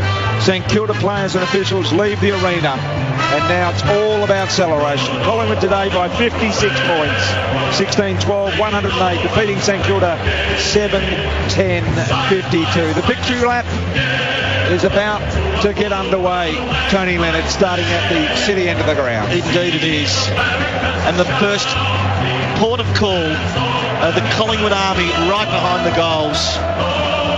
At the city end, underneath the Ponsford stand, it's been building Shorey. This is no real surprise, because what they've been able to achieve, build the side, it is laced with young talent. They've been good and they rose to greatness. Oh, yeah, it has been. There've been a couple of preliminary finals, so they've been close to it, Tony. But I think the 4 or 5 younger players, Wellingham, Pendlebury's still young, but side bottom, those side beams, they have really just given this side something different. And now's an interesting time. I tell you what, I know in 1990, but I was gone. I just walked around. I couldn't, you take it all in, you wade in, you grab each other a couple of times. I remember Peter Dacos and Dennis Banks, with the 3 of us had been involved in losing grand finals. It was just great to walk 100 metres of this, probably arms in arm, talking about the hardships that we went through. We did go through some bad times, but that's what these players look forward to now. They'll do it slowly. They get around 20 years of joy to see the people in the crowd. Just sensational. And Shorey, when everyone was round at your place, was it come on Uncle Tone with Heath and Reese and Braden, your son, asking, just tell us what it was like to win it. How many times did you tell them the story? Yeah, not a lot, because you know what, they've got to make their own way, and matter of fact, you've got to really divorce yourself from it. You know, the other person I feel for is Reece Shaw, because he went through a lot of the hardships of this side too when they had some of their defeats. And, you know, he's gone on now and he's having a great career at the Sydney Swans, but heavy rap for his brother. And as, you know, Ray Shaw, Ray left the ground 10 minutes before the 1990 siren. He couldn't cope emotionally with it, but we had a big day the next day. But that's what the family, you know, meant to Collingwood Footy Club and also the Shaw family. We just love that association. They've given us enormous joy, and they've given us a chance to do something that we love through a whole family, which has been unbelievable. And we know he's ever present. He's basically not only the face of Collingwood, but we see him a lot in football. But you paid tribute to Eddie Maguire, what he did when he stepped in your last year down there. Well, you know what, he gave me the chance to leave Collingwood with my dignity, which, you know, I don't know whether I deserved that or not, but I didn't have success as a coach. We knew Mick Moldhouse was coming in 10 weeks prior to my leaving the club, and I hope we did so. We played as many kids as we could in that period of time, and blokes like, you know, Lockyer, Prestige Como, they started when I was finishing, but I've got to give it to Eddie. He has been a class act. He wears his heart on his sleeve, but he's gone through hell for this club, and he's set this club up now for hopefully a decade of success and a bit more. So he deserves every credit, I think. He has been the catalyst of this side being successful on and off the field over that last decade. Wallsy, talk about triple premiership coach now, Michael Moldhouse. Well, he's had to wait a while to get the third one. If you look at Mick Moldhouse's coaching record, I reckon what he did at Footscray, his first stint was terrific. 6 years at Footscray, got them into the finals. Back those days, it was a final 5. And because of his good effort there, West Coast was keen to get him. He went over to the West Coast and coached West Coast for 10 years. They made the finals every year. They won the 2 premierships in 92 and 94. And now he's been at Collingwood for, 10, 11 seasons? The 11th season, Wolsey. 11 seasons, a couple of losses in grand finals, early days to Brisbane. They weren't good enough to beat Brisbane. Brisbane at their very best. But I reckon the thing I admire about him is that he's just persists. He's very professional. He's thorough. His players like playing for him. And you heard it from the coach at the end there. He loves this group. He said, I've got 1 year to go coaching them, and I can say it. I love these boys. They're my boys. This will be really sweet for him. And look, they may well win the premiership next year. What a way to go out at Collingwood. So 12 years as coaching, certainly 1 premiership, maybe 2 coming up. And I hope he enjoys summer. He deserves that. The thing that I like about this Collingwood team, 8 players who are going around the boundary at the moment have played basically 50 or less games. Gee, it's a young side. And that just gives you so much hope for the future. And of the older players, and I'm talking about your Maxwells and O'Briens, they've got heaps of footy left in them. You know, Jolly's got another 3 years as a ruckman. So I can't see any of those players. Swan's just hit his best. Benny Johnson, terrific. Heath Shaw, terrific. They've got that many young players that it's all positive for them. And I reckon the other thing, there would be 5 Collingwood players who didn't get selected today who are really good footballers. You can't say that about St Kilda. No. They haven't got 5 who didn't get selected who are really good players, and that's the worry for the Saints. I reckon their window's gone. Got a text here from the Magpies already, sent out to all of their members, telling them that there's merchandise available, and if they'd like to purchase, they should do that quickly. By the way, the fans are being encouraged to go back to Amy Park, which is across the road, the new venue. The Premiership Cup will be presented to the supporters there at 8 o'clock tonight, and then back to the Convention Centre for all of the officials. BT, I've got 10 Tony Shaw 1990 caricatures in the boot. They were going for $100 at the start of the day. $5.50, you got them. Anybody want to meet me at the car park? Have a look at this. All the team officials on the dais getting their photo taken while the Premiership team come around. Shane McGuinness, they're just passing you down in front of the Northern Stand now. It's really quite incredible down here, BT, as you can imagine. Just fist pumping into the air. We'll try and get Darren Jolly. He's about to pass us now. It's really just quite incredible. Darren. it's just an amazing feeling down here, and the boys, they're not overly keen on talking. Heaps congratulations. Steele, how are you feeling right now? This is amazing, mate. Awesome. It's one thing everyone dreams of, to actually be here and taking part in it. It's fucking unbelievable, mate. Mate, your second season and you're a premiership player. Can you believe the crowd down here? This is incredible. Mate, this is unbelievable, I suppose. As I said, you're dreaming this stuff, and dreams, they say don't come true, but this come true is unreal. When did you know you had it? When did you know it was in the bag? I suppose halfway through the last quarter it started to sink in, so I'll take it like that. Enjoy it, mate. Good on you. That was still side bottom down there with Shane McGuinness as the players go past the interchange area. They're within about 100 metres of finishing this lap of honour, which has become so famous in footy, David King. I reckon you forget as a player what it means to people, just this day and this moment. You forget the passion, and I sometimes reckon there's as much passion, if not more, in the supporters than there is some players. They maybe haven't got the skill to carry out what these players are doing, but gee, it's not through lack of want or lack of passion. Have a look at them. I mean, this is an amazing time, isn't it, for the Collingwood fans. They've really done it pretty hard. What about Nick Maxwell standing on the fence here on the northern stand in front of all the fans? He's actually got up on top of the fence, raised the Premiership Cup in front of the fans. Down there has Nick Maxwell. The security aren't all that happy about it, I've got to say. They're coming from everywhere. Well, the security's busy, BT. At last count, they've got 12 Magpie fans face first slammed into the turf, putting the handcuffs on them. And a couple that don't look like they should have jumped the fence because they look like they were never going to get away. You know the thing about this lap is that the cup, it's nice the cup there, but it sort of fades away. It's more the faces on your teammates. You're looking at the crowd a little bit, but just as I said, to walk 50 metres with each teammate and just soak it in so the cup together. Becomes more significant. Yeah, later down. Well, I remember I took the cup home in 1990 that night. You slept with it. I slept with it, yeah. I kicked my wife out. But then I remember walking into the Collingwood Social Club first floor next morning at about 10 in the morning. Have a guess who was up on the bar of the Collingwood Social Club first floor bar. Darren Maloney. Hadn't been home. Darren Maloney looked down at me with those eyes. He had a big one. And he said to me, "Give me the cup." I didn't. I wasn't going to argue with Darren Malone, and I never saw it again.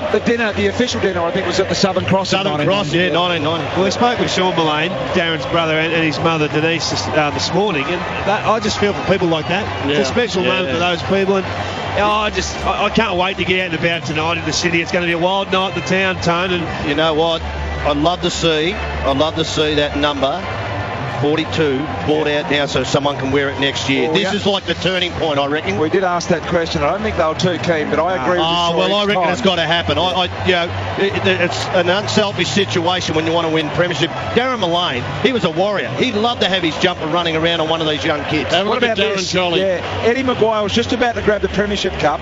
Darren Jolly stole it out of his hands, ran to the cheer squad, Wolsey, and is now enjoying the comfort of them. No Collingwood player is enjoying this any more than Darren Jolly. He led them on the victory lap. He's got the cup. He's run to the fans. Joffa's down there, and they will just sing themselves hoarse. Unbelievable scenes as the Collingwood players are about to leave the arena here for the last time in 2010. Harry O'Brien. Yeah, the fans are gathered around the race, all of the officials, no one's left the arena. There's still a good 50 to 60,000 people in here at the moment, which is quite unbelievable given the fact we are in a rematch situation as now the players start to go from the ground. Nick Maxwell throws himself at a couple of either fans or family members that are very, very close to the race as they now depart. I'll tell you that medal too, BT, that medal does not leave your body for at least 5 to 6 days. You sleep with it. You just wake up, you think it's just been a dream. Is that the most important thing to a player? Oh, yeah. Don't worry about that. You just don't want to part with it, and some blokes have lost them. A couple of weeks down the track, you get a little replica cup, but it means nothing compared to the medal. And you're down there looking at them. You're always jealous of the guy who's got two. Have a look at this. We've gone down into the rooms now. The players have left the rooms. Now, this is where they get the opportunity to catch up with their family. We're seeing some in-house monitors here, and we're getting some Channel 7 feed. And this is the moment the players really look forward to. They've shared it with the supporters, and they'll do that again tonight.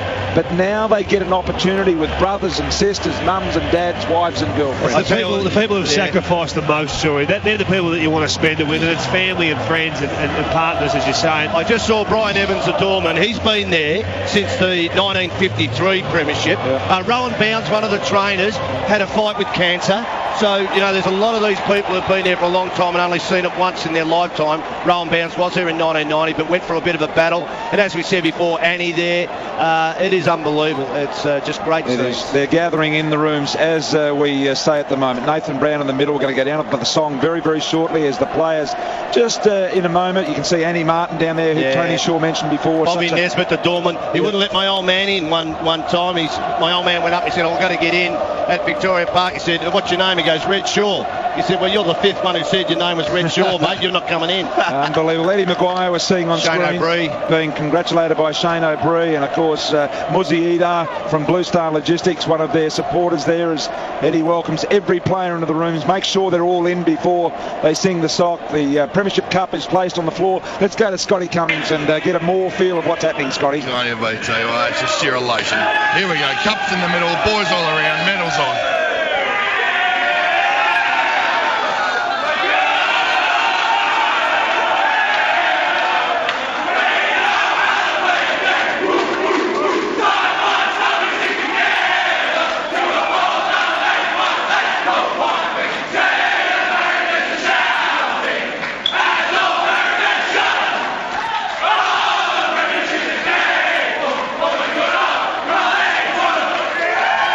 Leon Davis down there and amongst it.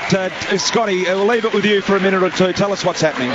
Just as you'd expect, just sheer elation. The champagne got pulled out already too. It's very early for champagne. Boys just all in a huddle. There's probably 500 people in here. And as the boys said, as Shorey said before too, just so many people get involved in winning a premiership. And this is just a fantastic moment. We're going to grab one of the boys. We're going to have a chat with whoever we can, whenever we can. We're going to try and speak to everybody in here. All right, what's happening at the moment is the players are... go on, Scotty. Take it away. Sorry, mate. The players are just all still hugging each other. I don't think you can... the boys will be able to explain. There's more champagne by Travis Cloak. Try and get Heath, Scotty, if you can. Righto. Okay, so Scotty's set a task there as we see the players now having a swig out of the Premiership Cup. That has been filled to the brim with wine, probably Moe or something, I don't know. They're not wasting a drop either as they do that. Let's go back to Heath Shaw with Scotty Cummings. Hey, good on you, Shorey. How you feeling, buddy? I'm more tired from that lap of honour than the actual game, mate. My arms are killing me. Mate, just a magnificent performance, wasn't it? It's just the boys all day. Pressure was magnificent. You really deserve this, buddy. Yeah, I suppose, mate. We set the standard in the first half last week and just wanted to do 4 quarters, mate, and tell you what, it's a pretty good feeling. Heath, Uncle Tony, mate, congratulations. I'm feeling for your father now and I'm feeling for your brother, but sensational, mate. I'm so proud of you. Thanks, Tony. Now I'm the latest Collingwood player in the family to win a premiership. Geez, you must have brought a tear to your eye. It looked like you're in control pretty well out, mate. What are you feeling now? You feeling for your dad? I just saw Dad on the way in, mate, and it genuinely nearly brought a tear to my eye, but I suppose that's what all hard work goes to, mate, and just wrapped. You had some great stories. Luke Ball, we've just seen him on the TV now. Darren Jolly, players who come in, young Blair, and there's always those tragics about the players who didn't make it, but that list of about 32 players got you across the line, really. Oh, mate, it takes all 44 guys on the list to get to where we've got to today, and I'm proud of every single one of them, and everyone's a part of it, and mate, we're just wrapped. We're just absolutely stoked. Good on you, Heath. Rob Wall's up here, and you did it in style, and the way that everyone spoke after the game, I think your coach, your captain, it's going to be one that you'll remember forever, but you've done it with class. Thanks, mate, and I think we'll be shutting down the city over the weekend. Heath, congratulations. Brian Taylor here, mate. What do you want to do now? What's the first thing you want to do right now? Mate, I want to sit down. I really do. But you know what? There's that many people in here. There's that many people I want to thank, mate. I'm going to get around. I'm going to thank every single one of them.